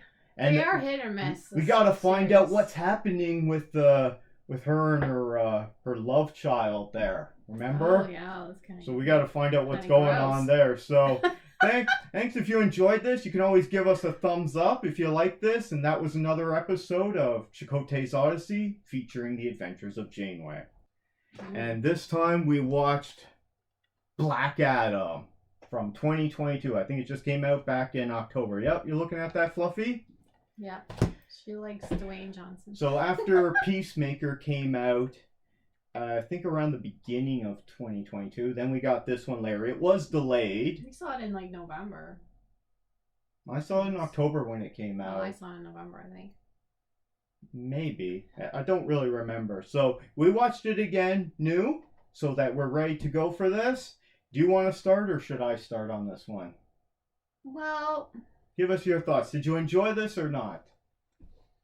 I talked about this before, actually, after we watched it. I just felt like this was like... the story should have been about Black Adam. It should have been about the family and why the mother was looking in these places and the Kondonkians and their struggle. This silly superhero team, which is just so... The Justice Society shows up? Just so... Man. Ugh. Hawkman. So dumb. Okay, Aldous Hodge is Hawkman. Then you got Pierce Brosnan shows up as Dr. Fate. Then you got Atom Smasher and Cyclone. It wasn't believable. That whole thing, they should have just extracted that out of the show. It was just so dumb. I couldn't take that. That was one of the best parts for me. I couldn't take it. They were just stupid. Okay, flitting around, getting their noses in where they don't belong. Well, they were sent there by Amanda Waller at the beginning of the movie. They never even talked to Black Adam. All of a sudden, they just like accosted the fella. And they weren't nice. I mean, I just think they should have rewritten this in a different way. That got those. They were just like, that's like instead of the B team, that was like the F team. I guess Justice League wasn't available for this, you know? But they were just so generic superheroes, and the dialogue and everything, Doesn't sound like you enjoyed this movie. I did not like them at all. I liked the Black Adam character. I loved his story. You like Dwayne Johnson in it? Yeah, and I love his story, but this interfering, it's like a fly buzzing in my ear. Did you like the country, the ancient country of Kondonk?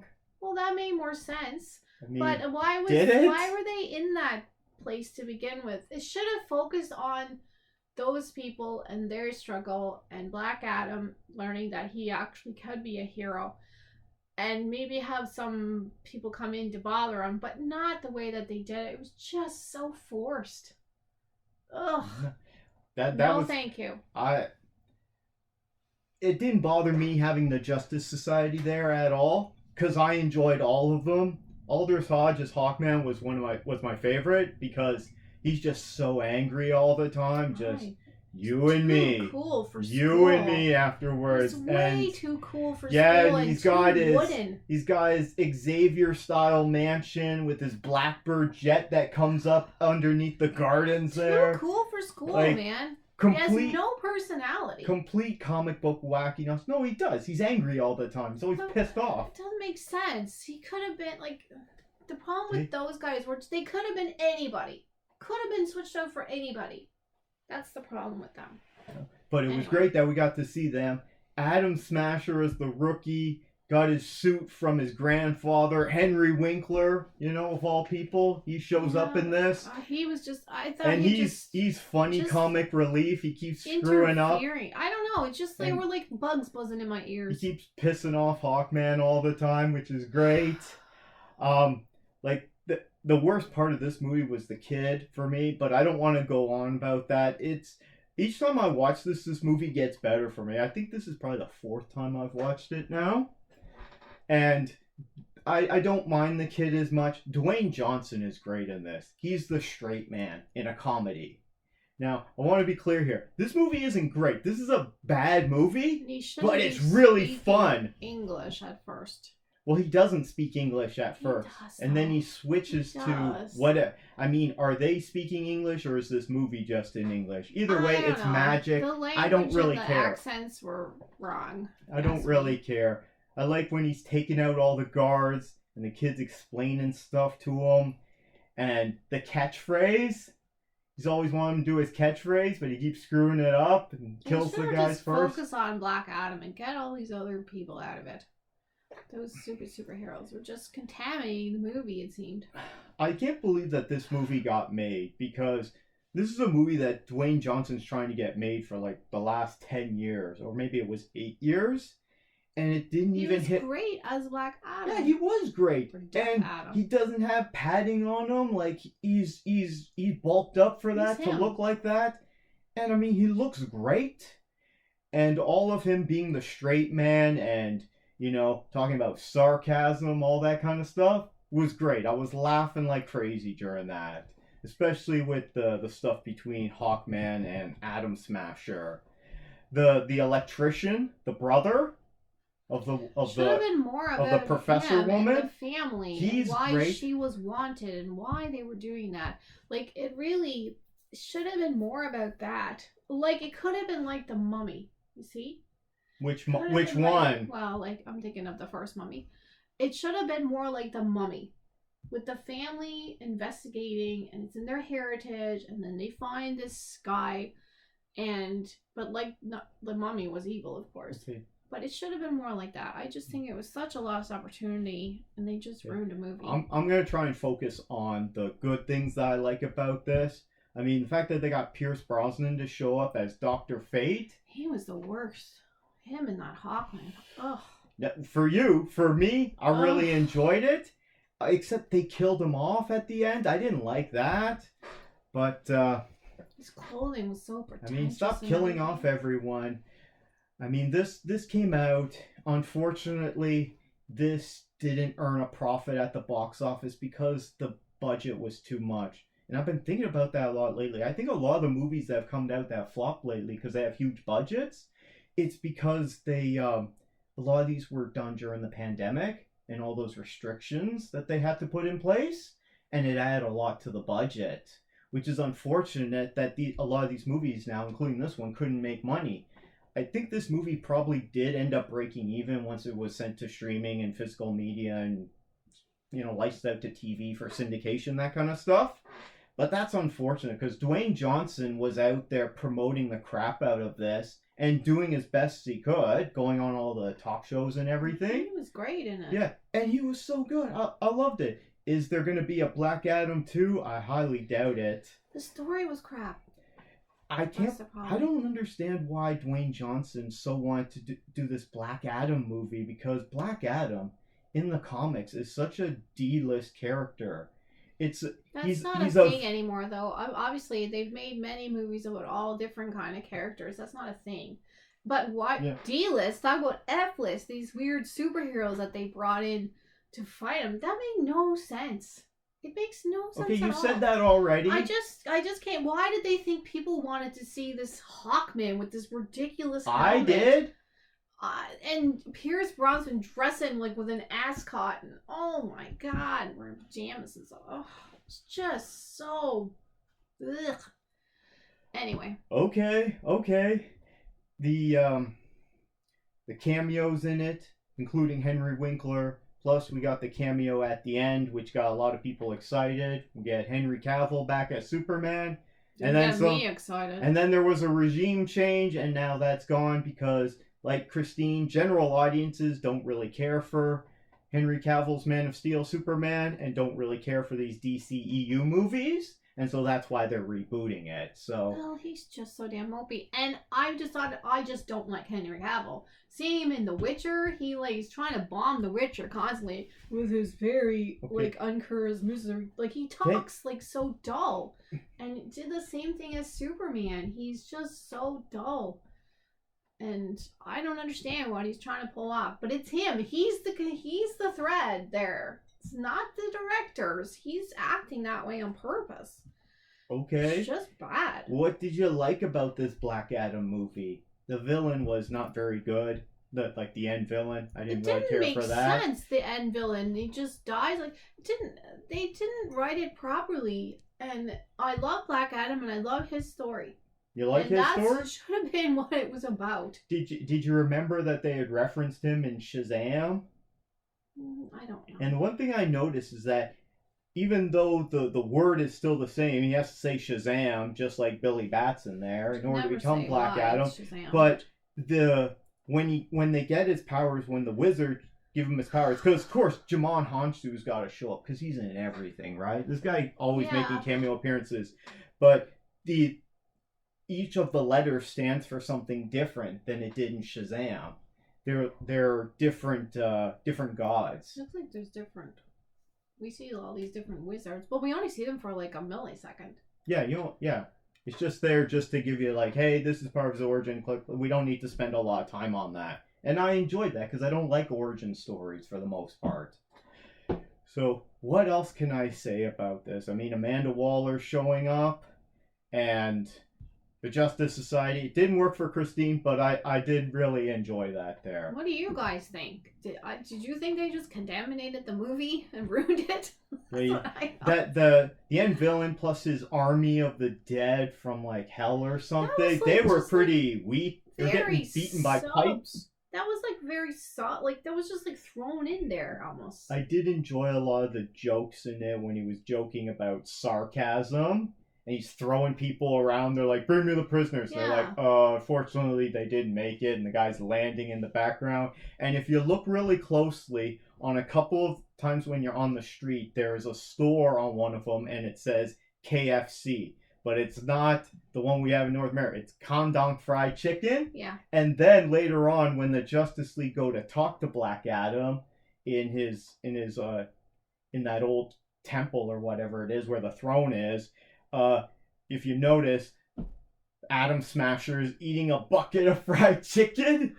So he must have gone off to go buy some. That wasn't done right. I just thought that was really dumb. I don't know. I do like the juxtaposition where the Justice side, they're coming in. They were sent in by Amanda Waller. Okay, we gotta take down Black Adam. Why? Because Amanda Waller says so, and these ancient texts say that he's really bad. Okay, that's why we gotta take him out. So they're fighting him, and all the people are like, why are you fighting this guy? He's our new champion, he's our superhero. And they're like, why don't you guys go away, right? You guys don't belong here. This is our country. They belong in the movie. Okay. Yeah. The intergang stuff was just comic book wacky. Make sense. I'm okay with that. The villain didn't make sense, really, and this weird army at the end just thrown in there, it didn't make much sense. The Eternium that's just DC's version of, Eternium. DC's version of vibranium or adamantium. We don't know those enough kind of about things. It. So it doesn't really give you much information about it other than we're trying to mine it and it seems to hurt him, but we don't know enough about it. I like that too, that it can hurt him. Okay, so he's not all powerful because he is magic. We needed to know more about that stuff. Instead they focus on. Do we? I didn't understand it. They needed to focus. Get the story right. Yeah. I had fun with it. The effects look great, so they took their time and made it look better. So I quite enjoyed that there. What kind of rating would you give this before we finish up here? I don't know. Best worst movie ever? It wasn't very good, but I liked the character. Okay. I don't know. I'll give it a 72 maybe. I don't know. 72? That's being very generous. Okay. I admit this was a bad movie and it could have definitely used a script rewrite. I still have fun with it. I definitely had a lot of fun with it, and I seem to enjoy it the more times I watched it. Unlike some other DCEU movies that I watch, and the more I watch them, I don't like them. Well, there's just one. That's BVS. But for Black Adam, I give it a best movie ever. It's not great, but watch it and you'll have fun with it because there's so much good jokes and so much comic book ridiculousness. Like, Dwayne Johnson should be proud he made this. This is a fun time, okay? Even if, the story wasn't that great and some of the characters weren't pulled out, but what a great time there. Oh. So, are you looking forward to our next segment of Into the DCEU? And we're going to watch Shazam! Fury of the Gods. Okay. Which I haven't seen since it was in theaters, but I'm looking forward to rewatching it. We just watched it. It wasn't that long ago. Yeah, well, we're going to watch it again so that we can review and talk about it. We already did review it on the show. We already reviewed Black Adam on the show. Yeah, yeah, when we first started, which was a while ago now, and we did spoiler free, but this becomes part of our Into the DCU segment, so thanks for tuning in. You can give us a thumbs up if you enjoyed this or any of our other segments. And that was part 12 of Into the DCEU. Now we got a new segment, and this is for you, for your movie franchise. Your next one, you want to do all the Quentin Tarantino movies. So we've named this segment Tarantino Unchained. The Tarantino 10 is what I wanted to call it. Part 1 is Reservoir Dogs from 1992. Yeah. What do you have to say about this movie? What did you enjoy about it? I hadn't seen it before. That's why I wanted to watch these movies. No, that's why I wanted to watch them, because I haven't seen most of them. Okay. First viewing, what'd you think? I hadn't seen it before. Well, I mean, give it to them. To just have, it's really about the characters. It's only like 2 settings in the whole. Yeah. Really, maybe a couple little things thrown in there. So, basic premise of this movie, it's about a heist, and then the heist goes wrong. Though we don't see much of the heist. No, we don't get to see the heist at all. We see pre-heist, and we see post-heist. This is from 1992. Yeah. It has a 90% certified fresh critic rating and a 94% audience score. And this is Tarantino's first theatrical movie. Yeah, and it probably didn't cost that much just because of setting and everything, but the actors, there's a lot of actors in it, and they're excellent. There were a lot of big actors, but they weren't exactly that big at the time. You got Steve Buscemi is in it. Yeah. You got Tim Roth, Harvey Keitel. Who else is there? Tarantino's in it as well, in just a small role. Everybody was really good in it. Michael Madsen. It's about the acting. It really makes them shine because it's not about special effects or the background or anything. Most of the time they're on a ramp. Yeah. Or this movie's all about dialogue. It's all about dialogue. It's about the characters. Yeah, I don't like that they use the N-word in it a lot. But it's Tarantino. He always does that. I don't like that at all. I mean, he does that a lot. I don't like that. I don't like it either. But that's him. Yeah. Anyway, that's in there. But it's well done for sure. Yeah. So this was, I believe it was written and directed by Tarantino. Let me double check that a little bit. But the good thing is his character, he kind of didn't have to be in it all the time because Tarantino and Roger Avery wrote it, and then Tarantino directed it. So yeah, he really let the actors shine. For me, it's all about dialogue, and that's one thing that Tarantino is supposed to be really good at is dialogue, and this is definitely the movie that started that because it's all just conversations and talking about what's going on. So there's. Before the heist, they all meet up, and they all got special code names. You know, Mr. White, Mr. Pink. Okay, hold on. Mr. White is Harvey Keitel. Some of them are. Mr. Pink is Steve Buscemi. Mr. Orange is Tim Roth. Mr. Blonde is Michael Madsen. Yeah. Trying to remember all the other ones there. Anyway, there's a lot of different. They're all guys. Yeah. So they're meeting up before the heist, and they're all in their Tarantino outfits, the black and white suits. Some of them know each other, and some of them do not. Yeah. But they're all criminals. They don't necessarily get along with each other. The one guy's really... Steve Buscemi seems to not get along with them very well because he doesn't like to tip, and he's always paranoid, argumentative. Very, he's all about himself, and he's very paranoid of everyone else. His paranoia... Whereas Mr. Blonde is more of a nutcase. Yeah, he just got out of prison. But he's a nutcase. So we see, just to give basic story beats here, of course we're spoiling this movie's from 1992. Starts off the conversation with them, and then they walk off, and then suddenly it cuts to it's after the heist, which has gone wrong, and they're at the safe house. So they're at their muster station. They're all a bunch of rats in a cage, really, in the end. Yeah, really. And then they start freaking out, and more of them show up, and then bosses start showing up, and people leave and that. But it's all pretty much one location. You only see outside once when Mr. Blonde walks out to his car and comes back. I've seen it a couple times, yeah. Okay. And so it cuts to that with Mr. White and Mr. Orange, who's been shot, and he's dying. He's been shot in the gut, and he's freaking out about that. And so characters show up, and it's just dialogue, and slowly, like Harvey Keitel's got it together at the beginning, but by the end he's freaking out too, and they're all stressed out. You learn what happened at the end, but and at the end, spoiler, they all perish. Yeah. But they're all they have this kind of principle of honor amongst thieves. Like they're supposed to be all trustworthy, right? Because they're all like know this the main guy that's hired them, and they're all supposed to be trustworthy. Yeah. But yet they're all thieves, and they're not trustworthy. Yeah, they're all criminals, except for one of them who isn't a criminal. Two people, essentially. No, one of them's a cop. Yeah, but then there's another cop in the story as well. Yeah, but he's not part of the gang. No, he's not part of the gang. So the gang, and you slowly get the background, you get little clips on each of them there, on how Mr. White got involved in it, how Mr. Blonde just got out of prison, and what he's up to.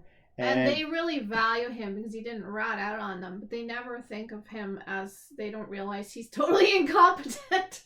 Well, then he's kind of nuts. He's just he's just shooting people for no reason. Because of their honor system, because he went down and never ratted on them and everything and took time for them, they think he's upstanding, and they never question the fact, hey, maybe we shouldn't put this guy to work in this heist. They never think about that. They just think he's got their back. That's all they care about. They don't consider the fact that he doesn't know how to do this kind of thing.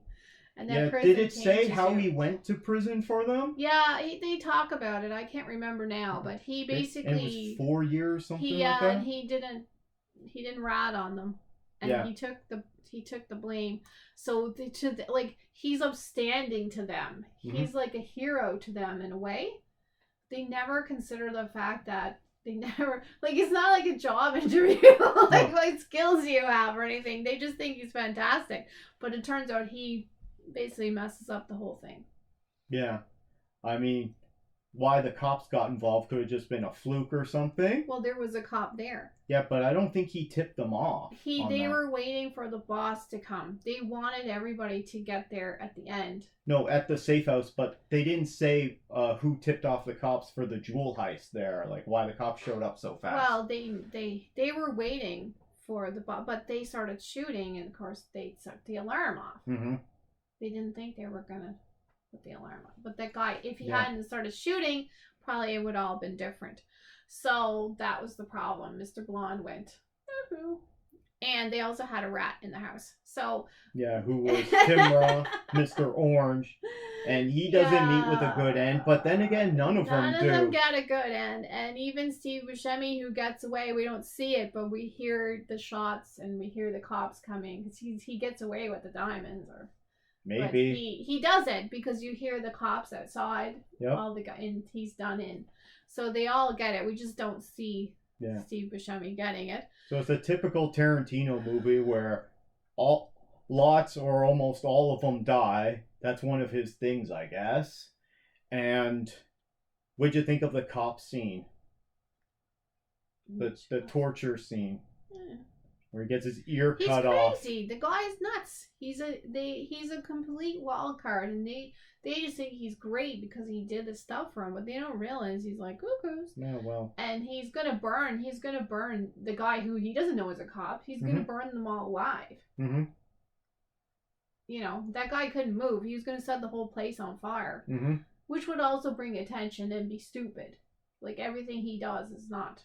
Yeah, everything he does is kind It's of... not right, and it would get everyone in trouble. Yeah, he's supposed to be a professional. That's one thing Steve Buscemi keeps saying. This guy's He's supposed to be a not professional, at and he's just all. gone crazy shooting everyone. They just like him because he didn't rat them out, but that doesn't mean you know what you're doing in these cases. So this is definitely a strong R for violence and language, even if the effects on the torture and that and the blood and guts aren't that good. Show him cut the ear off. I think these days you see stuff like that all the time.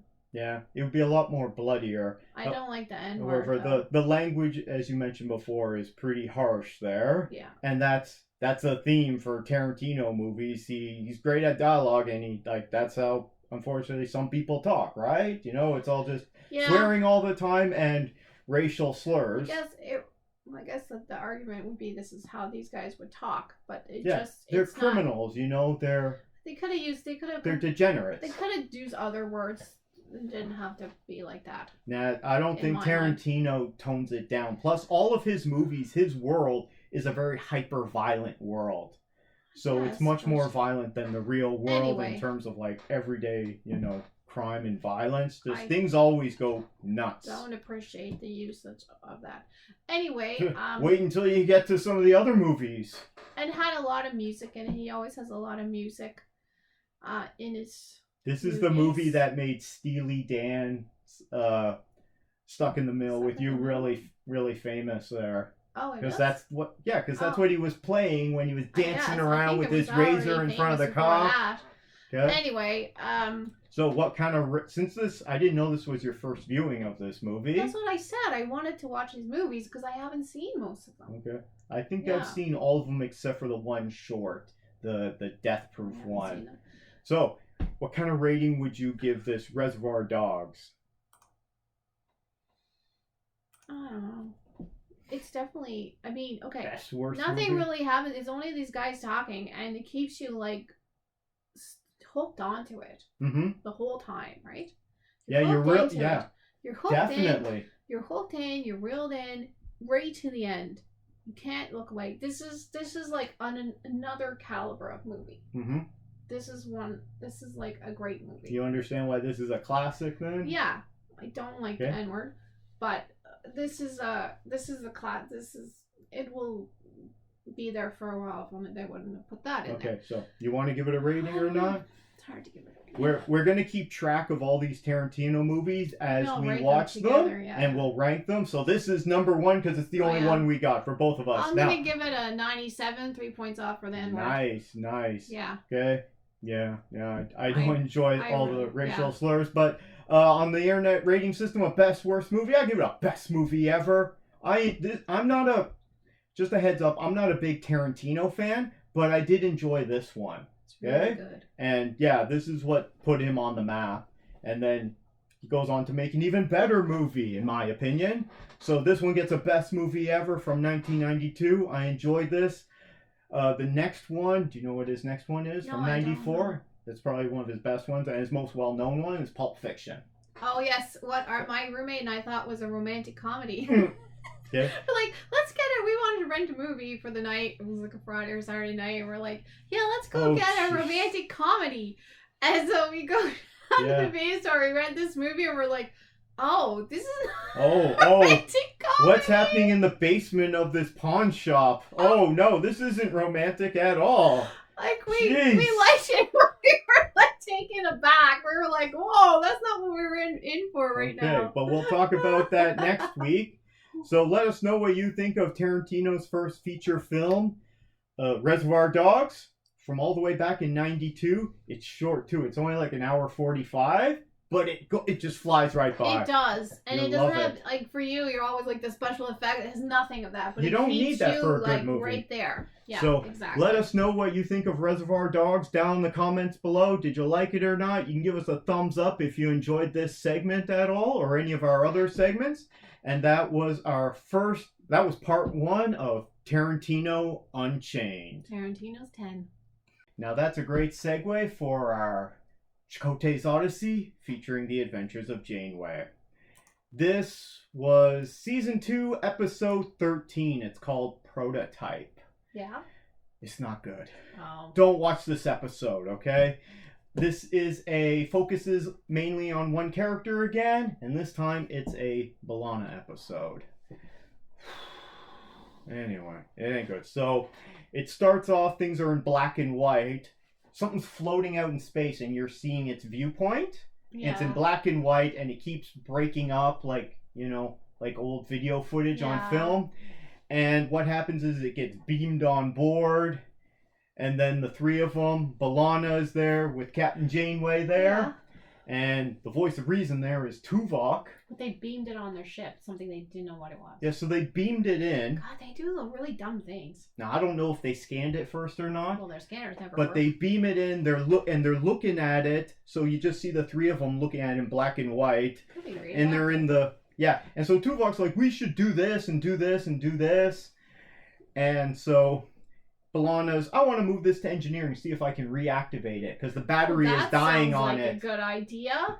So what it is, it's this artificial life form. It's a robot, okay? It's an artificial life form. These smart computers that what are those things from the Orville? Isaac there. The Kazon? Yeah, the Kazon. No, not the No, Kazon is the people they're fighting with. Voyager, yeah, Kalon. Kalon. Yeah. Very different. So anyway, and it's a robot, and it looks like crap. It's really crappy TV budget. Look at this thing. Oh God. Yeah, it looks like something from the original series. It looks like a mannequin thing. Oh man, it looks so bad. She becomes obsessed with reactivating this thing. That's a dangerous thing to do. Haven't they already learned that this is dangerous? So she becomes obsessed with reactivating it, and it kind of goes through.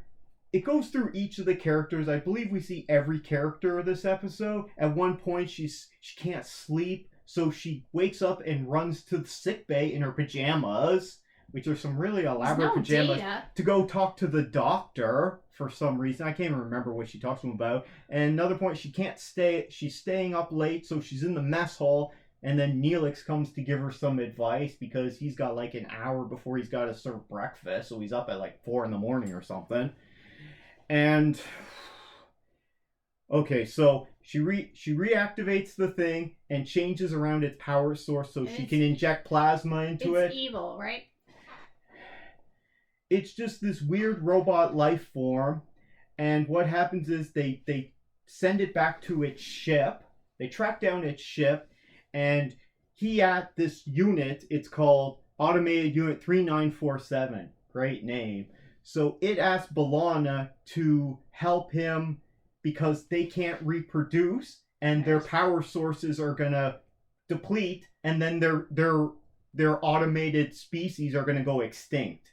Even though they're just robots, right? But if you give them the chance to replicate, then they'll take over the universe. So B'Elanna asks Janeway, "Can I do this?" No. Prime Directive. Once again, her and Chakotay. I don't know if that's called the Prime Directive. That's just called common sense. No, she's using Prime Directive. Her and Chakotay are very loosey-goosey with the Prime Directive, but this one, it's a hard no. Okay, we'll take him back to his people and then beam him back, right? Well, before they can beam him back, he abducts B'Elanna and beams back with her and takes her hostage so that she can make a prototype, which is the name of the episode, Prototype, right? Okay. So... And you think she has the brains to do this? Yeah. Why can't they do it? They're like super... Exactly, right? And that was Janeway's argument. So what happens is she builds the prototype because she's forced to, and she's holding them hostage. And Janeway and Chakotay, they're not having this at all, okay? They're trying to talk to them, and then finally they're like, okay, fine, we're attacking them. So they attack them, and they completely get their asses kicked, okay? And then their ship is just adrift. Their shields are gone, their propulsion, their warp core is down. They're just adrift with minimal life support, and they got to repair. Even though the ship still looks perfect. Had just had a failsafe programmed into it. Wouldn't that have made more sense? Well, that's what they have in these robots so that they can't do that, so they can't keep living. She could have done that. So what happens is, so he thinks that at the beginning, this robot thinks she's one of the builders that made them. Yeah, it sounds like the replicators. Which the builders died off in a war decades ago, right? It sounds like the replicators in Stargate Atlantis. So anyway, she builds the prototype, and then there's a new robot that has a new power source so that they can create more of themselves, right? But before anything else, then suddenly another ship busts in, And so you get another one of these robots comes on screen, but it's gold, right? It's telling yeah. Voyager, get the hell out of here, okay? And Janeway's like, yeah, we would, but our crewman's on that ship, and we got to get him back. Otherwise, we don't care, because the two ships are fighting with each other. Right, because those are the gold guys. They're the gold guys against these crappy-looking silver guys. Anyway, and what B'Elanna finds out is that 2 planets made these units to war with each other. Yeah. Because they didn't want to fight each other, so they made these units. Got out of hand. So what happened is both these planets of these aliens, they're both extinct. Because the robots killed them, because they came to a peace agreement, and the robots said, no, we're not doing that, and they just killed them. Right. And now they're still fighting with each other, so B'Elanna has to destroy the prototype, get back to Voyager, which, I don't know, super sciencing it up there, right? I think Paris has like 2 lines in it. He's just barely in it. Kes shows up like once, and she doesn't look very good. She looks very like anorexic. No, anorexic. She looks really tiny, and like she's been starving herself because she's been away the past 2 episodes. She has to wear these tight outfits all the time. So these robots are evil because they killed their makers, and now they're just warring with each other until they go extinct. Exactly. So so B'Elanna gets away, and Voyager finally repairs themselves so they can leave, and they're like, "Screw this," and they just leave. Yeah.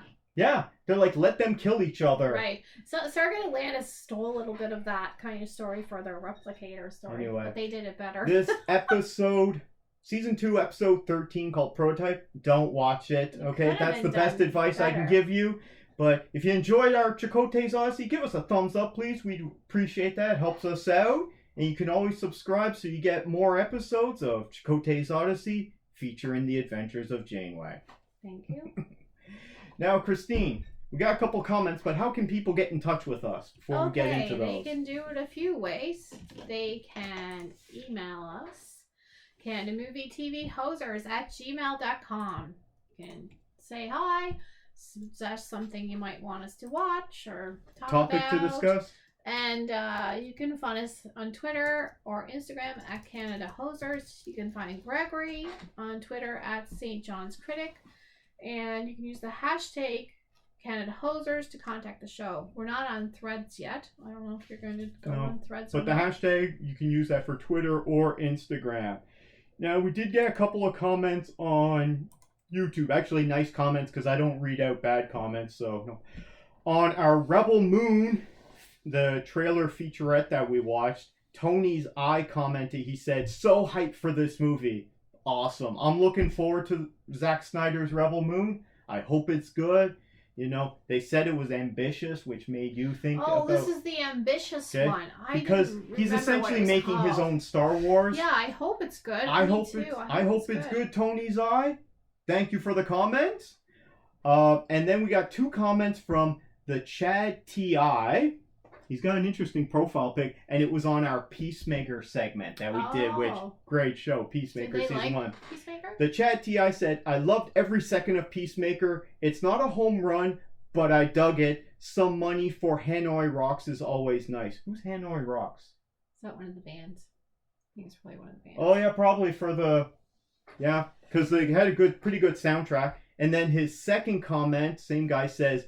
Judo Master and his bag of chips, which you're absolutely right. Judo Master eating his flaming Cheetos. Master.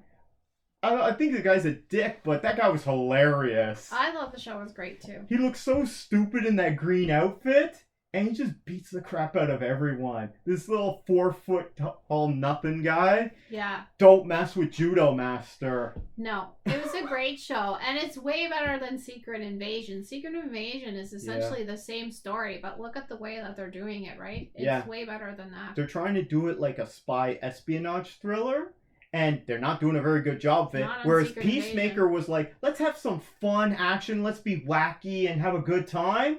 And I got a lot of MIB vibes from. It does have some of that. Okay, except it was way funnier than MIB, because I'm not a big fan of those movies. But Peacemaker Season 1, so good. Thanks for the comments, Chad T.I. Glad you enjoy it. Are you looking forward to Season 2? I am. I hope we get that. Season 2? We don't know. Oh, has to do with the DC reboot. Oh, and now shuffle. everything's on hold. Yeah, and everything's on hold because of the writer's strike, the WGA strike, and the SAG-AFTRA strike, the Screen Actors Guild. Well, listen, I'll wait because it's good, so I'll wait.